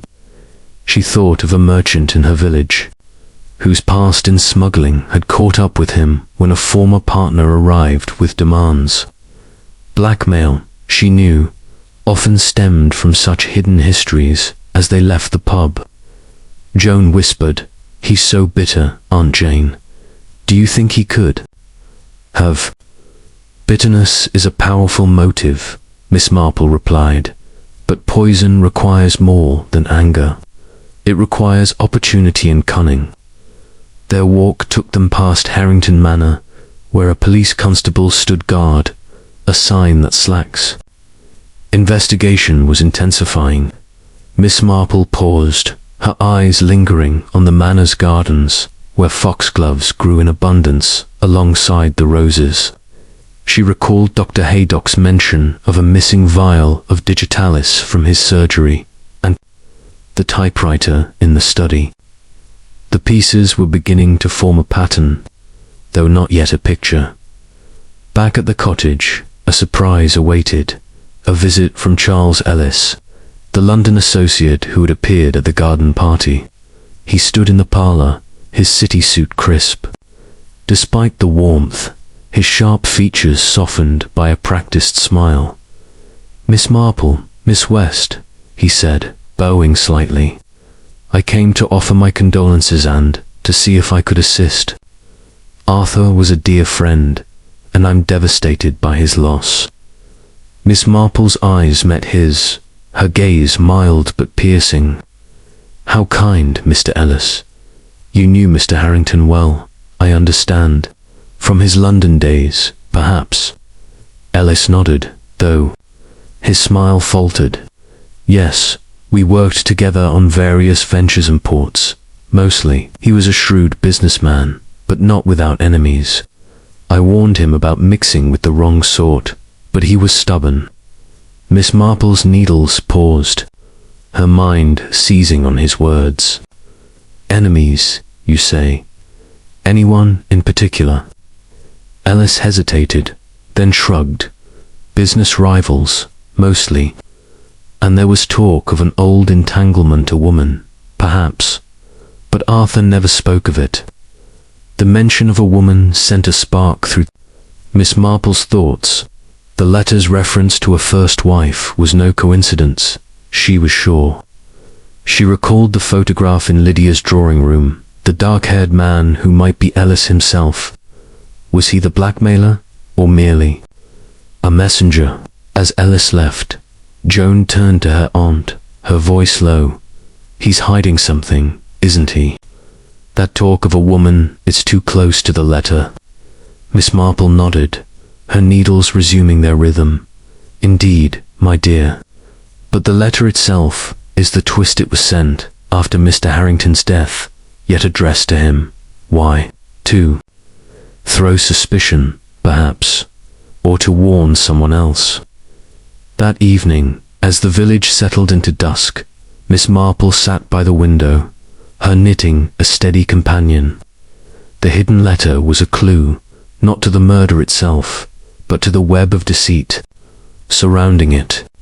Lydia's guarded grief, Geraldine's panic, Symmington's resentment, Haydock's missing vial, and now Ellis's cryptic hintsel pointed to a secret buried deeper than the lavender roots. The truth, Miss Marple knew, was like a letter waiting to be opened, its contents hidden until the right moment. Chapter 8. The shadow of the past. The evening sky over St. Mary Mead was streaked with hues of amber and violet, casting a serene glow over the village that belied the undercurrent of suspicion now woven into its daily life. The lavender fields, their fragrance softened by the cooling air, stood as silent witnesses to the secrets unraveling in the wake of Arthur Harrington's murder. Miss Jane Marple sat in the quiet of Joan West's cottage, her knitting needles moving with their familiar rhythm, the pale blue wool taking shape as her mind pieced together the puzzle, the blackmail letter, the foxglove poison, the lavender sprig, and the faint purple stain that hinted at something more than mere pollen. Joan entered the parlour, her face alight with fresh news from a chance encounter at the village shop. "Aunt Jane, you won't believe what I heard.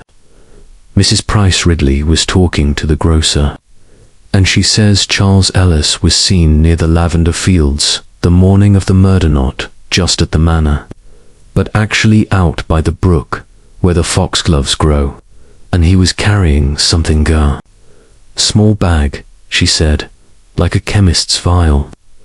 Miss Marple's needles paused, her eyes sharpening behind her spectacles. "A vial, you say? How very curious. And this was before Mr. Ellis claimed to have arrived in St. Mary Mead. It reminds me of a case in my village, when a man swore he was miles away, only to be spotted by a nosy neighbour with a parcel that proved his guilt."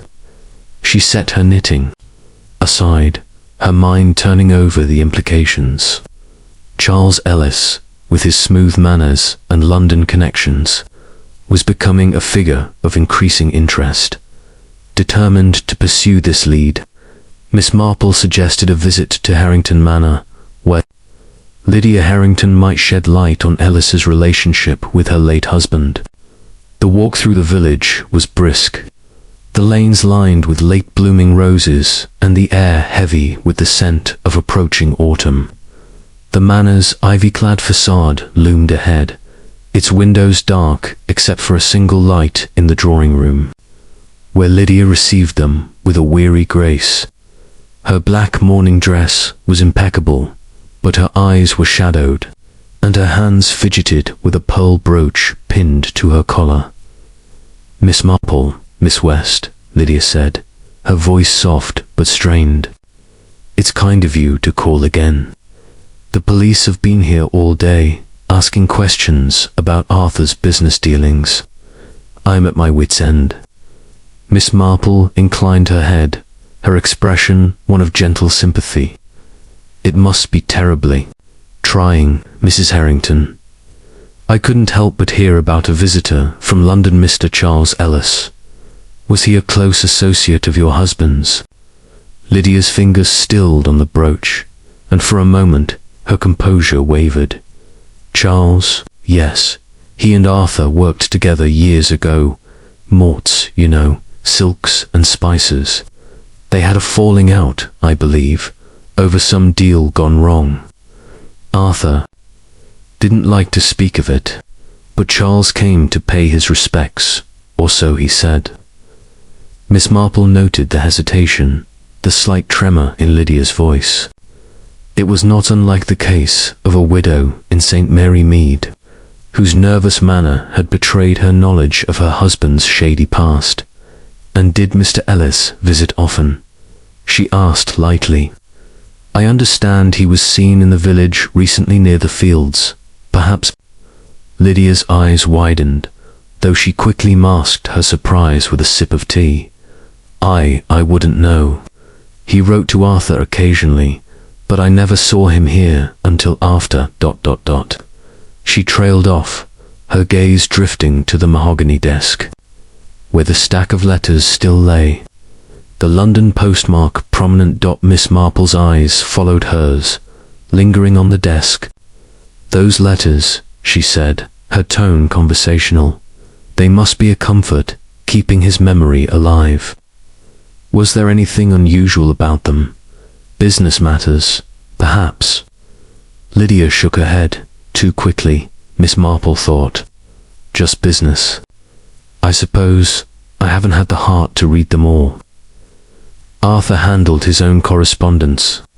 As they left the manor, Joan whispered, "She's nervous, Aunt Jane. Did you see how she looked at those letters, as if they might bite her?" Miss Marple nodded, her needles clicking as they walked. "Nervous indeed, my dear. Like a woman who knows more than she says. That letter about a first wife fits no coincidence. It's surfaced now. And Mr. Ellis's presence in the fields. It suggests a connection we've yet to unravel. There." Next stop was the village hall, where a small gathering was underway to discuss the upcoming harvest festival, a thin excuse for more gossip. Dr. Haydock was there, his face drawn as he spoke with the vicar, while Geraldine hovered near the door, her eyes darting nervously. Miss Marple approached the doctor, her manner disarming. "Dr. Haydock, I was just thinking about poor Mr. Harrington's prescription. You mentioned a missing vial. Could it have been misplaced perhaps by a visitor to your surgery?" Haydock frowned, his fingers tightening on his teacup. "I've been over it 100 times, Miss Marple. My records are meticulous, but that vial was gone. Only a few people have accessed my nurse, the occasional patient.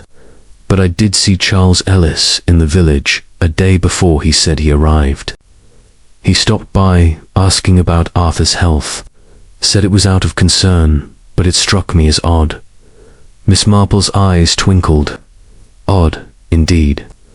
Like the chemist's assistant in my village, who inquired about a patient's medicine just before a theft. Did Mr. Ellis have any reason to visit the fields, do you think?" Haydock shook his head, but his expression was troubled. "Not that I know, but he's a sharp one, always was, from what Arthur said. They had some bad blood, years back." As the gathering dispersed, Miss Marple caught sight of Geraldine slipping out, her face pale. She followed, offering a kind word. "My dear, you seem so troubled. Is there anything an old woman like me can do?" Geraldine's hands twisted her handkerchief, her voice barely a whisper. "It's the gossip, Miss Marple. They're saying I was involved with Mr. Harrington, but I wasn't. I only met him to discuss a donation, and then I saw something in the field that day. Someone near the brook, but I didn't dare tell the police. They'd think it was me." Miss Marple's tone was gentle but firm. "And who did you see, my dear? The truth is the best shield." Geraldine hesitated, then whispered, "It was a man in a dark coat. I couldn't see his face, but he was near the foxgloves, holding something small, a bottle, maybe. I ran back to the vicarage after that." Miss Marple patted her hand, her mind racing. A man in a dark coat, Ellis perhaps, or someone else entirely. She recalled a case where a shadowy figure seen in a garden had turned out to be a hired hand, paid to plant evidence. Back at the cottage, Joan was abuzz with questions. "Aunt Jane, do you think Geraldine's telling the truth? And what about Ellis? He's everywhere in this, isn't he?" Miss Marple settled into her armchair, her knitting resuming its rhythm. "Truth, my dear, is like a shadow. It shifts with the light. Mr. Ellis's presence in the fields, before he claims to have arrived, is a shadow we must follow. And that letter about a first wife fits not just a threat.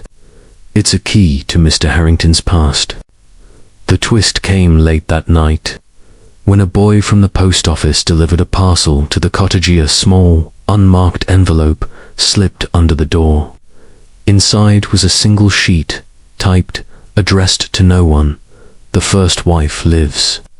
Ask Ellis." Miss Marple held it to the light, noting the faint purple smudge on the edge, identical to the stain in the manor's study. It was no coincidence, she thought. Someone was steering the investigation, and the shadow of Harrington's past was growing longer. As the village slept, the lavender fields stood silent, their secrets buried deep.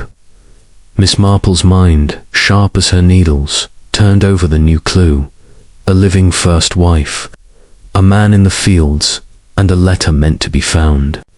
The truth was close.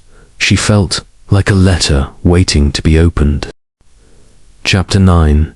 The lavender trap. The dawn broke over St. Mary Mead with a gentle haze. The lavender fields shimmering under a veil of dew that lent them an ethereal beauty.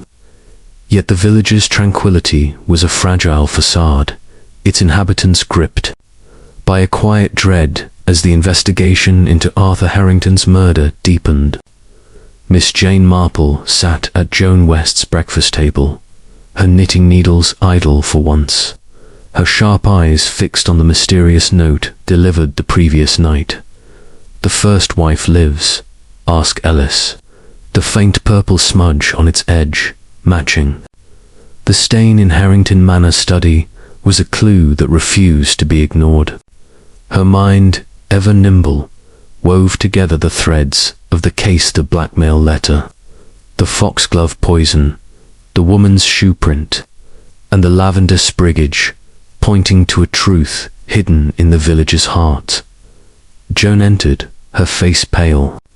From a restless night, a tray of tea and toast in her hands. "Aunt Jane, I barely slept, thinking about that note. A first wife, and Ellis. It's like something out of a novel.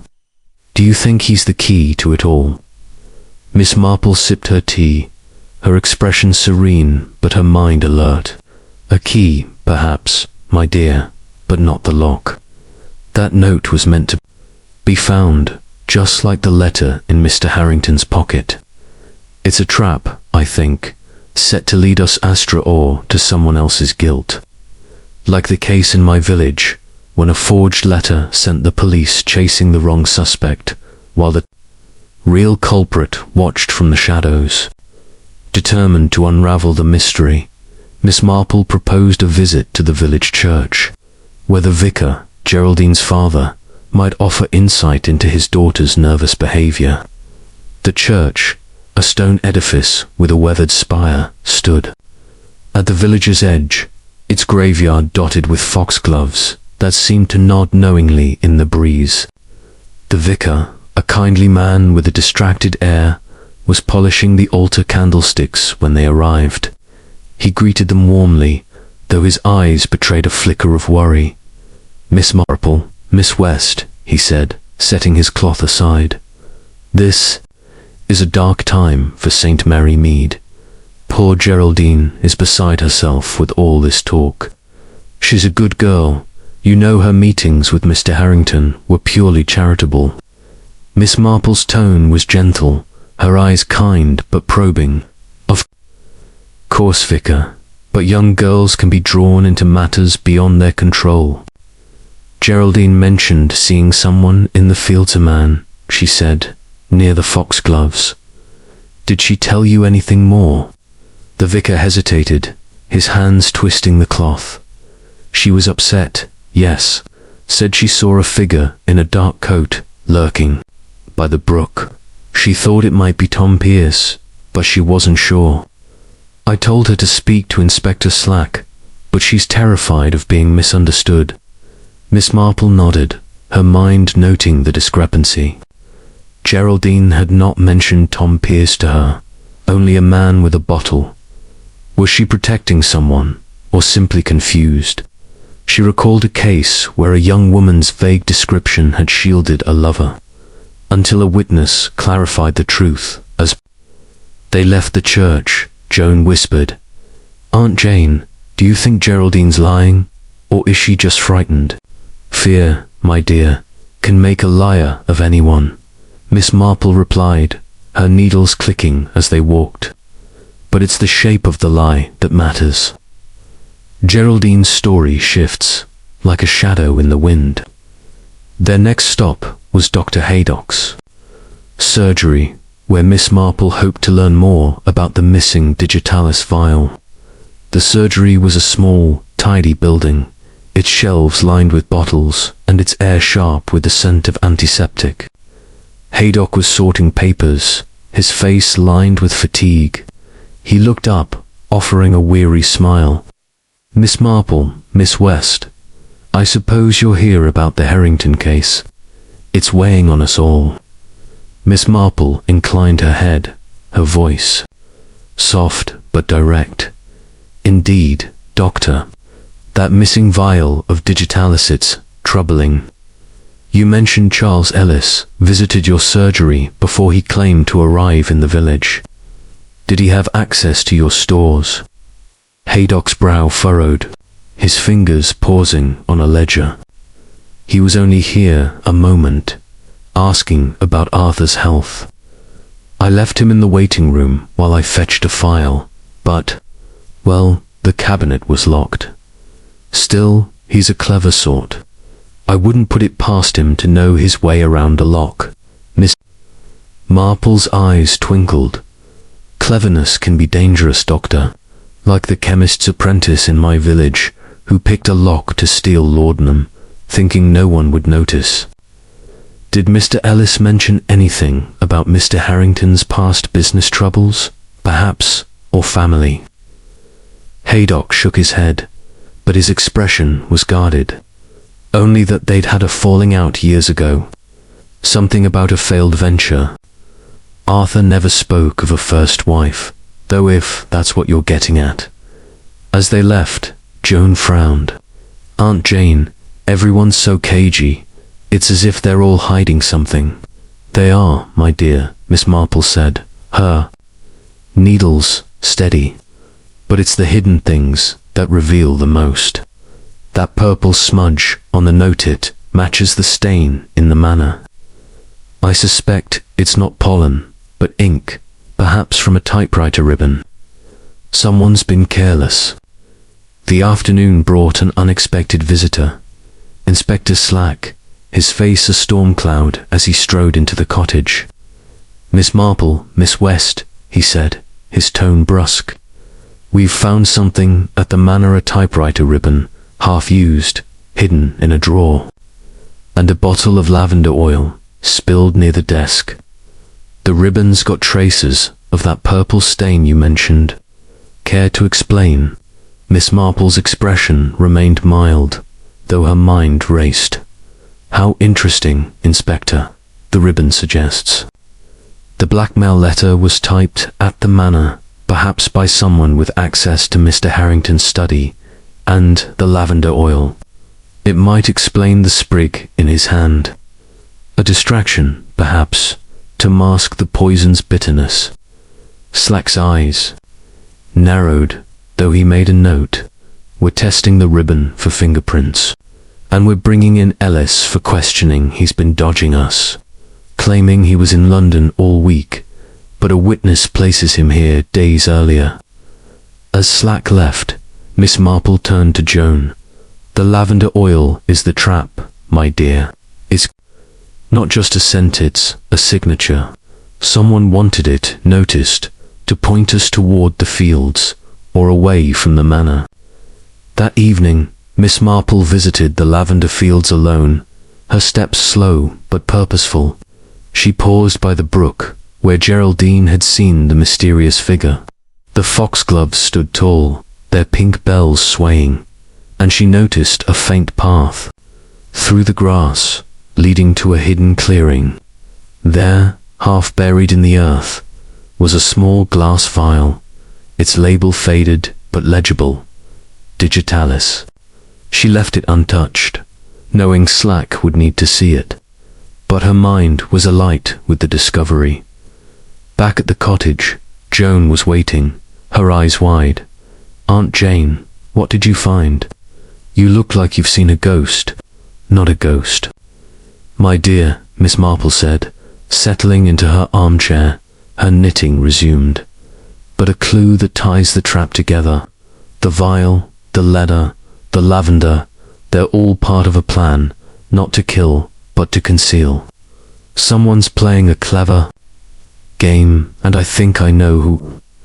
The twist came as she examined the note again, its purple smudge catching the lamplight. The typewriter ribbon, the lavender oil, and now the vial all pointed to a deliberate misdirection, designed to implicate one person while shielding another. Miss Marple's mind, sharp as her needles, saw the pattern. The killer had used the lavender not as a weapon, but as a veil, to hide a motive rooted in Harrington's shadowy past. As the village settled into night, the lavender fields glowed faintly under the moon, their beauty a stark contrast to the darkness within. The truth, Miss Marple knew, was close, like a trap ready to spring. Chapter 10. The unraveling thread. The morning light filtered through the lace curtains of Joan West's cottage, casting delicate shadows that danced across the polished oak table where Miss Jane Marple sat, her knitting needles moving with their familiar, soothing rhythm. The pale blue wool in her lap was nearly a completed baby's jacket, though her thoughts were far from such gentle matters. The lavender fields of St. Mary Mead, now tinged with the chill of early autumn, seemed to whisper secrets with every breeze, their beauty a stark contrast to the dark truth of Arthur Harrington's murder. The cloister blackmail letter, the digitalis vial, the lavender oil, and the mysterious note about her first wife had woven a complex tapestry in Miss Marple's mind, and she felt the threads were finally pulling together. Joan entered, her cheeks flushed from a brisk walk to the village shop, a bundle of newspapers under her arm. Aunt Jane, the village is in a frenzy. Inspector Slacks arrested Tom Pierce. They found his fingerprints on that vial you saw in the fields. Everyone's saying he did it, but I heard Mrs. Bantry muttering that it's too neat, like someone's tying up loose ends. Miss Marple. Needles paused, her sharp eyes gleaming behind her spectacles. Too neat, indeed, my dear. Like a sweater knitted with deliberate flaws to distract from the real pattern. Tom Pierce may have touched that vial, but planting it in the field suggests someone else's hand. It reminds me of a case in my village, where a stolen watch was left in a servant's room to cast suspicion, while the true thief walked free. Determined to test her growing suspicions, Miss Marple suggested a visit to Harrington Manor, where Lydia Harrington might reveal more under the guise of a condolence call. The walk through the village was crisp, the lanes lined with fallen leaves that crunched underfoot, the air heavy with the scent of damp earth and fading lavender. The manor's ivy-clad walls loomed ahead, its windows reflecting the pale morning light. Lydia received them in the drawing room, her black morning dress now softened by a lavender shawl, her face composed but her eyes wary. Miss Marple, Miss West, Lydia said, offering a strained smile as she gestured to a tray of tea. You're so kind to keep calling. The police have been relentless. They're convinced poor Tom is guilty, but I can't believe it. He was loyal to Arthur, despite their quarrels. Miss Marple inclined her head, her expression gentle but probing. It's a troubling business. Mrs. Harrington, the vial in the field is curious, isn't it? And that typewriter ribbon, I understand it was found in this very room. Did you ever use the typewriter yourself? Lydia's fingers tightened on her teacup, and a faint flush crept into her cheeks. The typewriter? Oh no, that was Arthur's. I rarely touched it.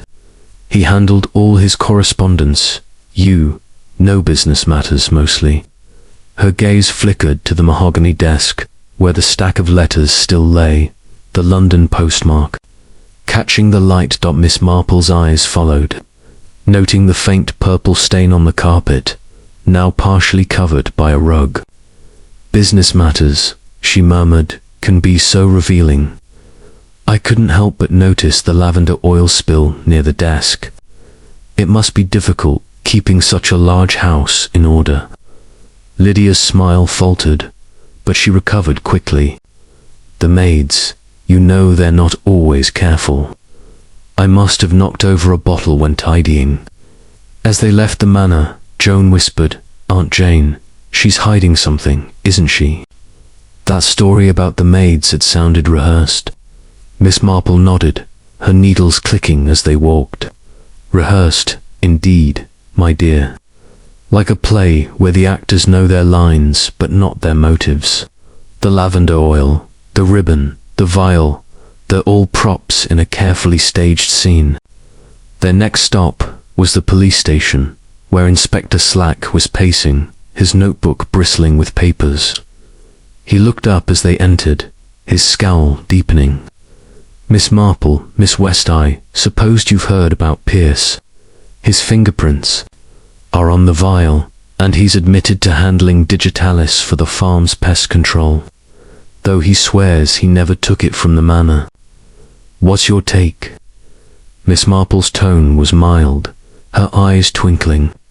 It's very convenient, Inspector, that the vial was found where it was, but fingerprints don't tell the whole story. Have you looked into Mr. Ellis's movements? I understand he was seen near the fields before he claimed to arrive. Slack grunted, flipping a page in his notebook. Ellis is slippery, I'll give you that. His alibi is shaky, says he was in London, but a porter at the station saw him here 2 days before the murder. We're bringing him in again. And that letter about a first wife, we traced it to a typewriter in the manor, but no fingerprints except Harrington's. Miss Marple's mind seized on this, recalling the purple smudge on the note delivered to the cottage. No fingerprints. You say? That's most interesting. And the lavender oil, have you tested it for anything unusual? Slack's eyes narrowed, but he made a note. Not yet, but we will. You think it's more than a spill? I think, Miss Marple said softly, that lavender has been used to cover more than a scent in this case. Back at the cottage, Miss Marple sat by the window, her knitting a steady rhythm as she pondered the clues. The arrest of Tom Pierce felt like a distraction, a thread pulled too tightly to hold. She recalled the note. The first wife lives.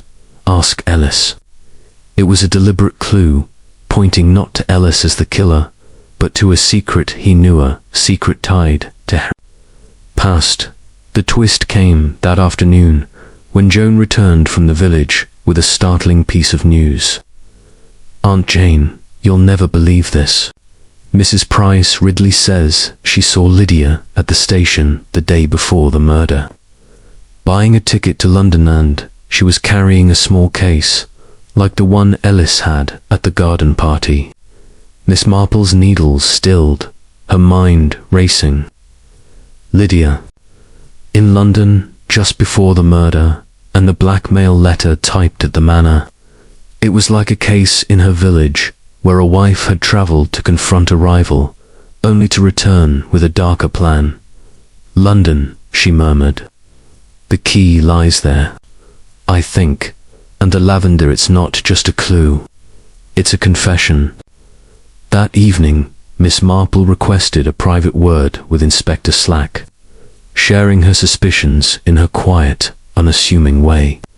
She spoke of the typewriter ribbon, the lavender oil laced with digitalis confirmed by a chemist's analysis. She'd suggested Dan Lydia's trip to London, likely to meet the mysterious first wife. The note, she explained, was Lydia's attempt to shift blame to Ellis, who knew of Harrington's past but had no motive to kill. As the moon rose over the lavender fields, casting silver light on their swaying rows, Slack moved to arrest Lydia. Harrington, the truth, Miss Marple knew, was like a thread finally pulled free. Lydia had poisoned her husband to protect a secret his first wife, still alive, whose existence threatened their wealth and status. The lavender sprig was her signature, a bitter flourish to mask her betrayal. Chapter 11. The final knot. The autumn chill settled over St. Mary Mead, wrapping the village in a quiet that felt more like resignation than peace. The lavender fields, their vibrant purple fading to a muted silver under the grey sky, stood as a silent testament to the unraveling of Arthur Harrington's murder. Miss Jane Marple sat by the fire in Joan West's cottage, her knitting needles moving with their steady rhythm. The pale blue baby's jacket, now complete, folded neatly in her lap. Her sharp eyes, though softened by the firelight, were fixed on the pattern she had woven from the clues. The blackmail letter, the digitalis laced lavender oil, the planted vial, and Lydia Harrington's carefully staged deception. The arrest of Lydia the previous evening had sent ripples through the village, but Miss Marple knew the final knot in the case had yet to be tied. Joan entered, her face a mix of relief and lingering unease, a tray of tea and shortbread in her hands. "Aunt Jane, the village is buzzing. Lydia's in custody, and Inspector Slack's strutting about as if he solved it all himself. But I heard Mrs. Bantry say, Lydia's claiming innocence says she was framed, that Charles Ellis set her up. Can you believe it?" Miss Marple lips curved in a faint smile, her needles stilled for a moment. "People will cling to their stories, my dear, like a poorly knit scarf that unravels at the edges.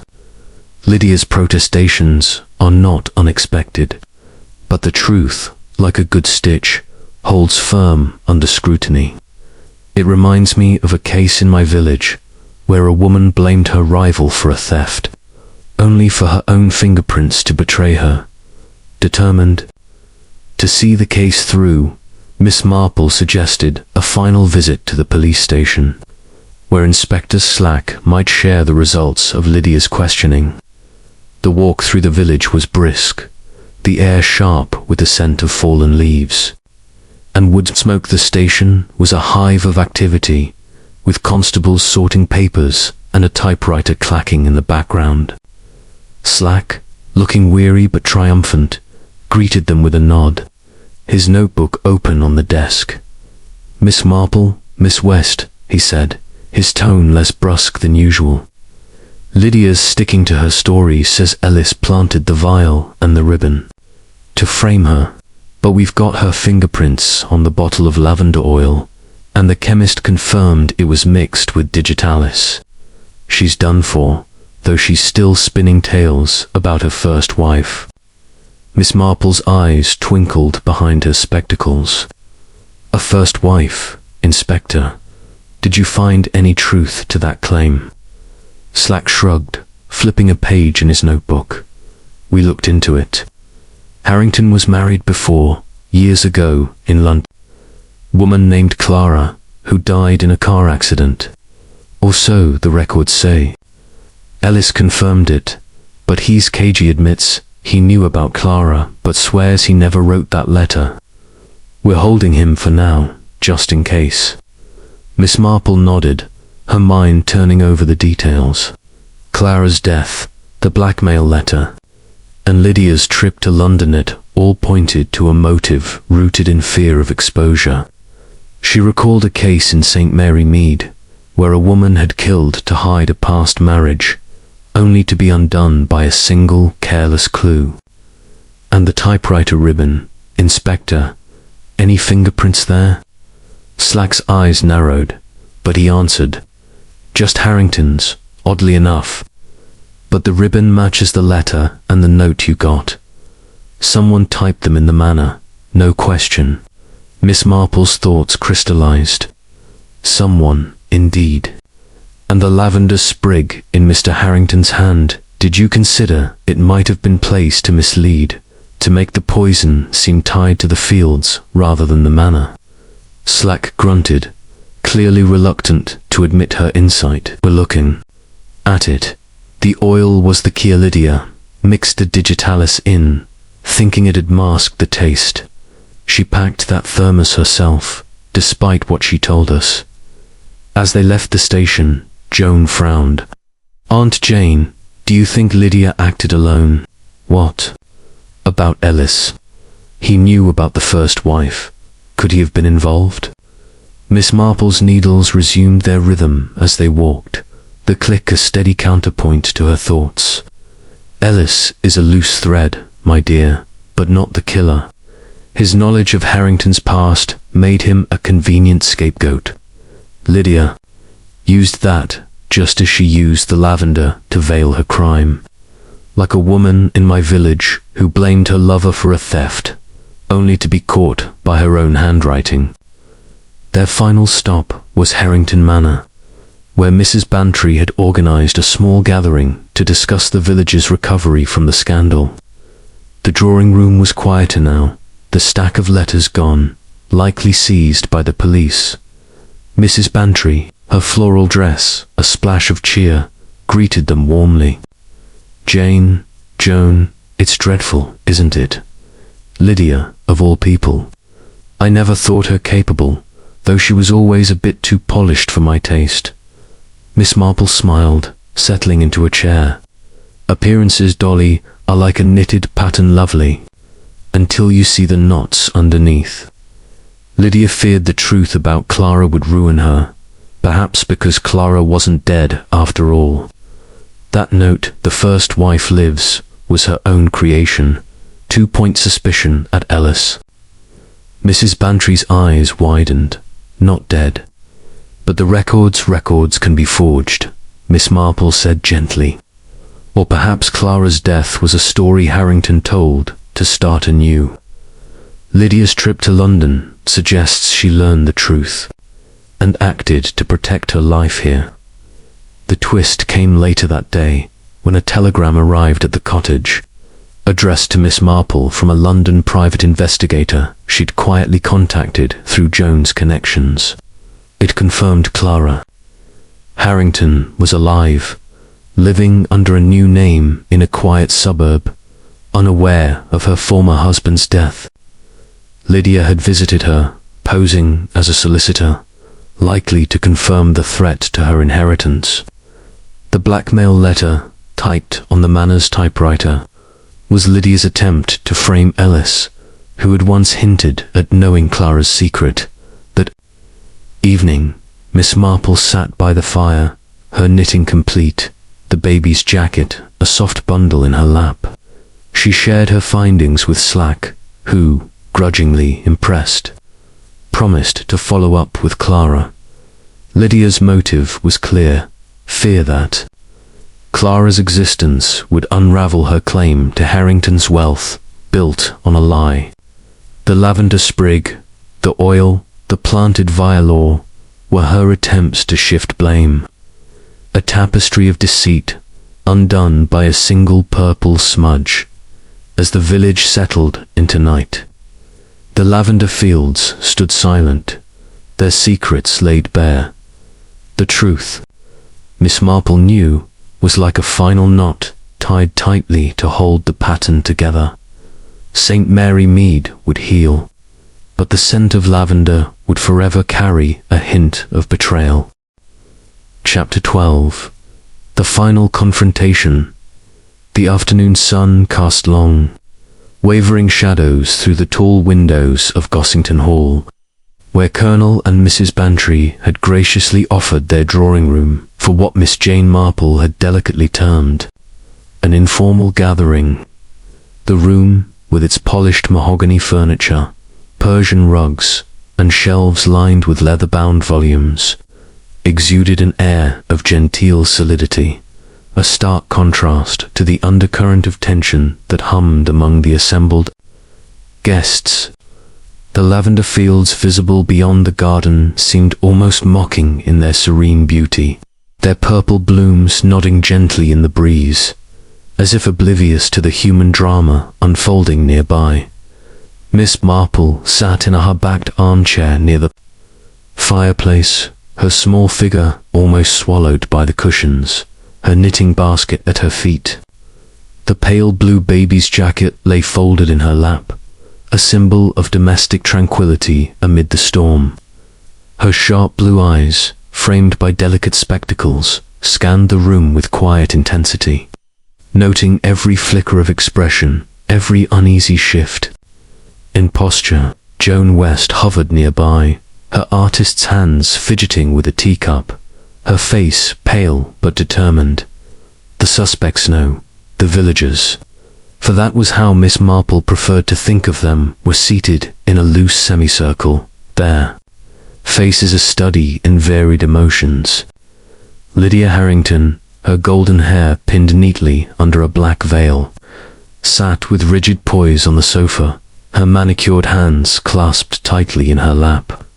Beside her, Charles Ellis lounged with feigned nonchalance, his sharp features betraying a glint of wariness, his city suit slightly rumpled from a night in the local lockup.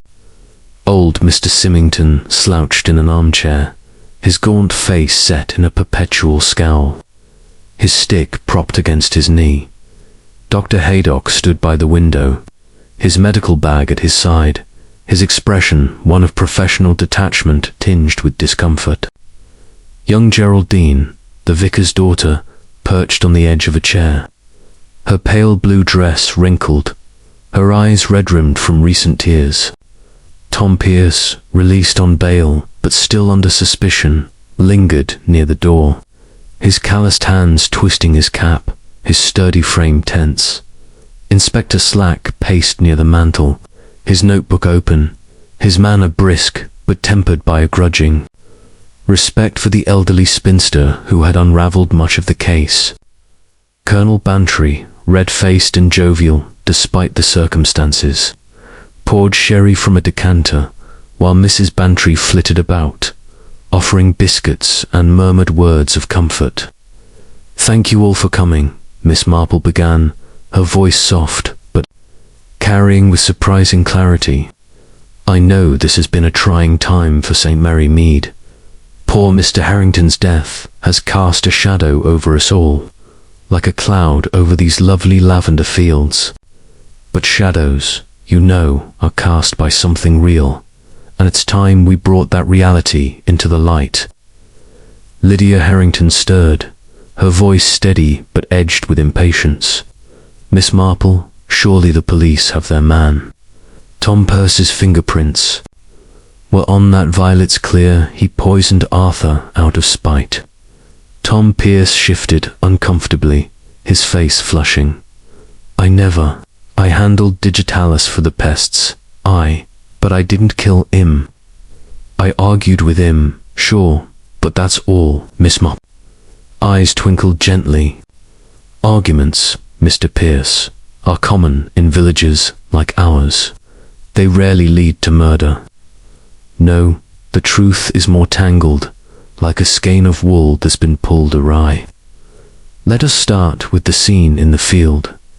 Mr. Harrington, dead from digitalis poison, a thermos nearby, a woman's shoeprint in the earth, and that curious sprig of lavender clutched in his hand." Geraldine gasped softly, her hands flying to her mouth. "The shoeprint, it wasn't mine. I was picking flowers earlier, but I swear, Miss..." Marple raised a placating hand. "Peace, my dear.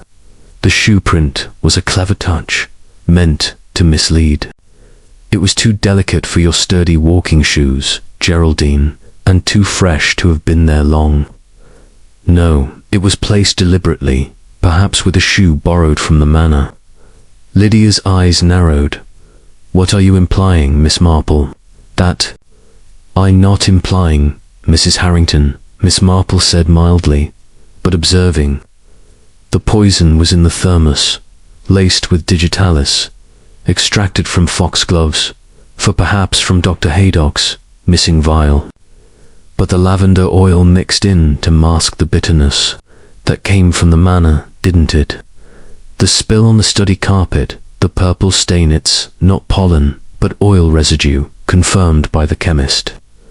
Dr. Haydock cleared his throat, his face grave. "I did notice the vial missing, But I never thought you couldn't have known, Doctor, Miss Marple assured him. The vial was taken from your surgery, likely during Mr. Ellis's unexpected visit. You left him alone for a moment, didn't you? Long enough for a quick hand to unlock the cabinet. Ellis leaned forward, his smile thin. Now, wait a minute. I came to inquire about Arthur's household friends, you know. I had no reason to steal poison. Miss Marple's gaze turned to him, steady and unflinching. Old friends, Mr. Ellis, or old rivals? You and Mr. Harrington had a falling out years ago over a business deal gone sour. And then there's the matter of his first wife, Clara Liv, as it turns out, living quietly in London under a new name. A murmur rippled through the room. Symmington snorted. First wife. Harrington never mentioned her. Swindler that he was. Probably left her in the lurch. Geraldine whispered, alive. But the letter, yes, the letter. Miss Marple continued, her voice gaining strength. Typed on the manor's typewriter, with no fingerprints but Mr. Harrington's, because it was typed wearing gloves, perhaps, or handled carefully. It demanded money to keep silent about Clara, but it was sent after Mr. Harrington's death, redirected. To Mrs. Harrington. Why? To create a motive for someone else. Perhaps Mr. Ellis, who knew the secret. Ellis's composure cracked, his fingers drumming on his knee. I knew about Clara, yes. Arthur faked her death to escape debts, started fresh. With Lydia, but I didn't blackmail him. I came to warn him that Clara had surfaced, looking for her share. Lydia's face paled, her hands trembling. Warn him, you were extorting him. That's why Arthur was so agitated those last days. Miss Marple shook her head gently. No, Mrs. Harrington. The extortion was a ruse, created by you. You learned about Clara during your trip to London, posing as a solicitor, weren't you? You confirmed she was alive, realized she could claim Arthur's estate, and decided to act. You mixed the digitalis into the lavender oil, then into the thermos tea, knowing he'd drink it in the field. The room fell silent, all eyes on Lydia. She rose, her voice sharp, absurd. Why would I risk everything? Arthur and I were happy, were you, Miss Marple, interjected softly. Village gossip says otherwise. Whispers of arguments, of your longing for London life. And then there's Geraldine innocent flirtations, perhaps, but enough to fuel jealousy. You placed the woman's shoe print to implicate her, using one of your own old shoes, muddied from your walk. Geraldine wept quietly, shaking her head. Never, I know, my dear, Miss Marple soothed. The sprig of lavender was your final touch, Lydia's signature, meant to suggest the fields, Tom Pierce, or even Symmington's grudge over the farm. But it was from the manor garden, not the field fresher. Uncrushed by the sun. Symmington grumbled. I hated Harrington, but poison, not my style. Miss Marple turned to Ellis. You played a part, Mr. Ellis, but not the killer's. You came to St. Mary Mead early, lurking, because you suspected Lydia knew about Clara. You stole the vial from Haydock's, perhaps intending to confront Harrington, but Lydia acted first. The note to me, the first wife lives. Ask Ellis, was her attempt to frame you further. Ellis paled. I didn't, but you did mail a letter after his death. Miss Marple pressed to implicate Lydia. Once you realized what she'd done, a double cross, thinking you'd claimed the inheritance through Clara. The room erupted in murmurs. Slack stepped forward, his handcuffs ready. Enough. Lydia Harrington, Charles Ellis, both under arrest for the murder of Arthur Harrington. Lydia collapsed, sobbing. He was leaving me for Geraldine, for Clara's shadow. I couldn't lose everything. Ellis protested, but slack led them away. Geraldine wept in relief. Symmington grumbled his innocence, proven. Haydock sighed, and the Bantries exchanged stunned glances. As the gathering dispersed, Joan turned to her aunt. "Aunt Jane, how did you know?"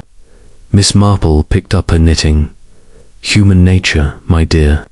It's all there, in the knots and threads. One just needs to pull."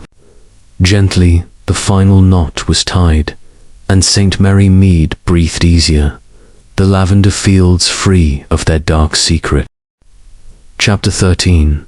The echoes of truth. The late autumn light draped St. Mary Mead in a soft golden glow. The lavender fields, now a muted expanse of silver green. Their blooms long faded, but their scent lingering faintly in the crisp air. The village had begun to settle into a cautious peace. The shock of Lydia Harrington's arrest and Charles Ellis's complicity fading into the rhythm of daily life. Yet whispers still drifted through the lanes, carried by the wind like the last petals of summer.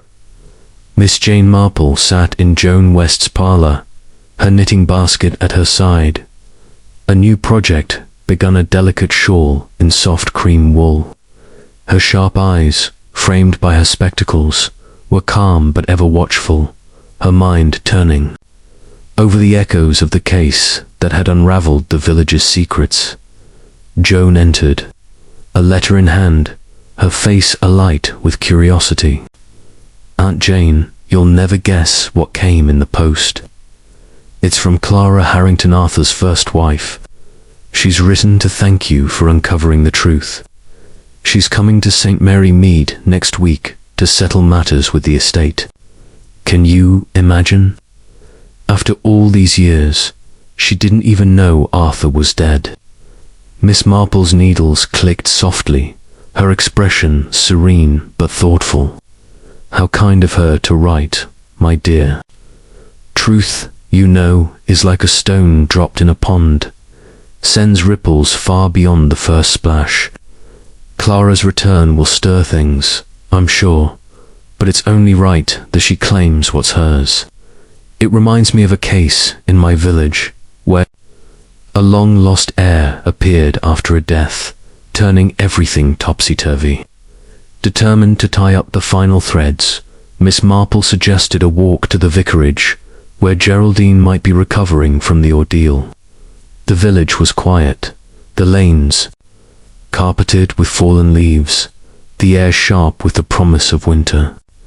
The vicarage garden was tidy, its rose bushes pruned. Though the foxgloves had been cleared away, a silent acknowledgement of their role in the tragedy. Geraldine greeted them at the door, her face pale but her eyes brighter than before, a faint smile breaking through her usual reserve. "Miss Marple, Miss West," she said, ushering them into the parlour. "I can't thank you enough. The village was ready to believe I had something to do with it, but you saw the truth. I'm so sorry for lying about the man in the fields. I was just so frightened." Miss Marple patted her hand, her tone gentle. "Fear, my dear, makes us all do foolish things, but you told the truth in the end, and that's what matters. The man you saw, Mr. Ellis, no doubt was a piece of the puzzle, though not the heart of it. Like a young girl in my village who hid what she'd seen out of fear, only to help solve a theft when she spoke up." Geraldine nodded, her hands twisting a handkerchief. "Father says I should go to London for a bit, to get away from the gossip. Do you think Clara will be kind?" Miss Marple's eyes twinkled. "I think, my dear, that Clara has her own burdens to bear. She wants peace as much as you do." Their next stop was the Red Lion, where old Mr. Symmington was nursing his usual pint. His scowls softened by the resolution of the case. He looked up as they entered, his weathered face breaking into a grudging nod. "Miss Marple, you've got a sharp mind, I'll give you that. Never thought Lydia had it in her poison and all that. Harrington was a swindler, but he didn't deserve that." Miss Marple smiled, her manner disarming. "People surprise us, Mr. Symmington, when their secrets are threatened. Your grudge over the Lavender farm was real, but it was Lydia's fear that wove the noose. Like a farmer in my village, who held a grudge but never struck anger alone isn't enough." Symmington grunted, raising his glass. "Two clear names, then, and no more poison in St. Mary Mead." As they left the pub, Joan turned to her aunt. "Aunt Jane, it's all so tidy now, isn't it? Lydia and Ellis caught Clara coming back, but why did Lydia think she could get away with it?" Miss Marple's needles clicked as they walked, the cream wool taking shape in her hands. "Desperation, my dear." Lydia saw her world unraveling, Clara's claim, Arthur's wandering eye, the life she'd built on a lie. She thought the lavender would hide her crime, like a veil over a stain. But truth, like a good stitch, always shows through. The twist came that evening when a final visitor arrived at the cottage, Dr. Haydock, his face lined with relief but shadowed by guilt. He stood in the parlor, his medical bag at his side, his voice low. "Miss Marple, I owe you an apology. That missing vial, I should have been more careful. If I'd locked the cabinet properly, perhaps none of this would have happened." Miss Marple's eyes were kind but firm. "Nonsense, doctor. A determined hand will find a way, locked cabinet or not. You couldn't have known Mr. Ellis would take advantage, that Lydia would use it. Like a chemist in my village, who blamed himself for a stolen drug, when the real fault lay with the thief." Haydock sighed, his shoulders easing.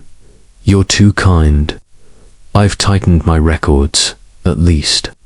And Clara, she's asked to meet me to discuss Arthur's health history. Seems she wants to understand his last days." Miss Marple nodded, her mind noting the ripples still spreading. Clara's return would bring questions, perhaps even forgiveness. But it would also close a chapter St. Mary Mead was eager to forget. As Haydock left, Joan sat beside her aunt, her eyes wide. "Aunt Jane, do you think Clara will stay? Or will she'll sell the manor and leave?" Miss Marple's needles paused, her gaze drifting to the window, where the lavender fields lay under a twilight sky. "Clara will do what her heart demands, my dear. Some return to heal, others to move on. Like a widow in my village, who came back to reclaim her home, only to find peace in letting it go." The village settled into night, the stars bright above, the silent fields. The echoes of truth had settled over St. Mary Mead, clearing the air but leaving a faint trace of lavender, reminder of secrets unveiled and justice served. Miss Marple's knitting resumed, the cream shawl growing under her deft hands, a new pattern for a village ready to mend. Chapter 14. A new dawn. The first frost of November touched St. Mary Mead with a delicate hand, dusting the lavender fields with a crystalline sheen that sparkled in the early morning light. The village, though still whispering of the scandal that had shaken its quiet lanes, was slowly knitting itself back together, much like the cream wool shawl taking shape in Miss Jane Marple's hands. She sat by the window in Joan West's cottage, her knitting needles clicking softly, her sharp eyes softened by the sight of the village stirring back to life. The resolution of Arthur Harrington's murder had closed a dark chapter, but the arrival of Clara Harrington promised new ripples in the village's calm waters. Joan bustled in from the kitchen, a tray of tea and scones in hand, her face bright with anticipation. "Aunt Jane, Clara's here. I saw her at the station this morning, stepping off the train with just a small case. She looks, well, not what I expected, almost shy. Mrs. Bantry's invited her to tea at Gossington Hall this afternoon, and she's asked us to come. Do you think she'll stay in St. Mary Mead?" Miss Marple set her knitting aside, her expression serene but thoughtful. "Clara's return is like a new stitch in an old pattern, my dear. Some fit seamlessly, others take time to settle. It reminds me of a young widow in my village who came back after years away, unsure of her place but finding it in time. We shall see what Clara chooses." The walk to Gossington Hall was brisk, the air sharp with the scent of frost and wood smoke. The lanes quiet, save for the crunch of leaves underfoot. The hall's grand facade loomed warmly, its windows glowing with the promise of a cozy fire. Mrs. Bantry greeted them at the door, her floral dress a burst of cheer against the grey day. "Joan, come in. Clara's here, and she's a dear, nothing like what I imagined from all that dreadful business." Clara Harrington sat in the drawing-room, a slight woman with soft brown hair and eyes that held a quiet strength. Her simple grey dress and modest hat spoke of a life lived carefully, far from the opulence of Harrington Manor. She rose as Miss Marple and Joan entered, offering a hesitant smile. "Miss Marple, Miss West, I can't thank you enough. Your telegram, it brought me peace, knowing the truth about Arthur." Miss Marple inclined her head, her eyes kind but searching. "It was only right, Mrs. Harrington. The truth, you know, is like a good seam, it holds everything together, even when it's painful. May I ask what brought you back to St. Mary Mead?" Clara's hands clasped her teacup, her voice steady but soft. "I didn't know Arthur had died until your investigator found me. I'd left him years ago, after he faked my death to escape his debts. I started over, took a new name, and built a quiet life. But the manor, the estate, it's mine by right, and I want to see it before deciding what to do." Mrs. Bantry leaned forward, her eyes wide. "You're not thinking of selling, are you? The manor's a gem, despite everything." Clara's smile was faint. "I don't know yet. It's strange, coming back to a place I never knew. But I want to make things right for Arthur, for the village. He wasn't a good man, but he didn't deserve to die like that." Miss Marple nodded, her mind noting the sincerity in Clara's words. She recalled a case in her village where a wronged heir had returned to reclaim a legacy, only to find healing in generosity. "The village will welcome you, Mrs. Harrington, if you choose to stay. It has a way of mending wounds, like a good knit." As they sipped tea, the conversation turned to lighter matters, the harvest festival, the church choir, but Miss Marple's eyes lingered on Clara, noting the strength beneath her quiet demeanor. She was no victim, but a woman who had survived a lie and emerged whole. Later, as they walked back to the cottage, Joan turned to her aunt. "Aunt Jane, do you think Clara will sell the manor? It's so grand, but it's got such a dark history now." Miss Marple's needles clicked, the cream shawl growing under her deft hands. "History, my dear, is only as dark as we let it be. Clara may keep the manor, or she may pass it on, but she choose with a clear heart, like a woman in my village who turned a haunted house into a home for others." The twist came that evening when a letter arrived from Inspector Slack, a rare gesture of acknowledgement. He wrote that Lydia Harrington had confessed fully, admitting to poisoning Arthur out of fear that Clara's return would ruin her.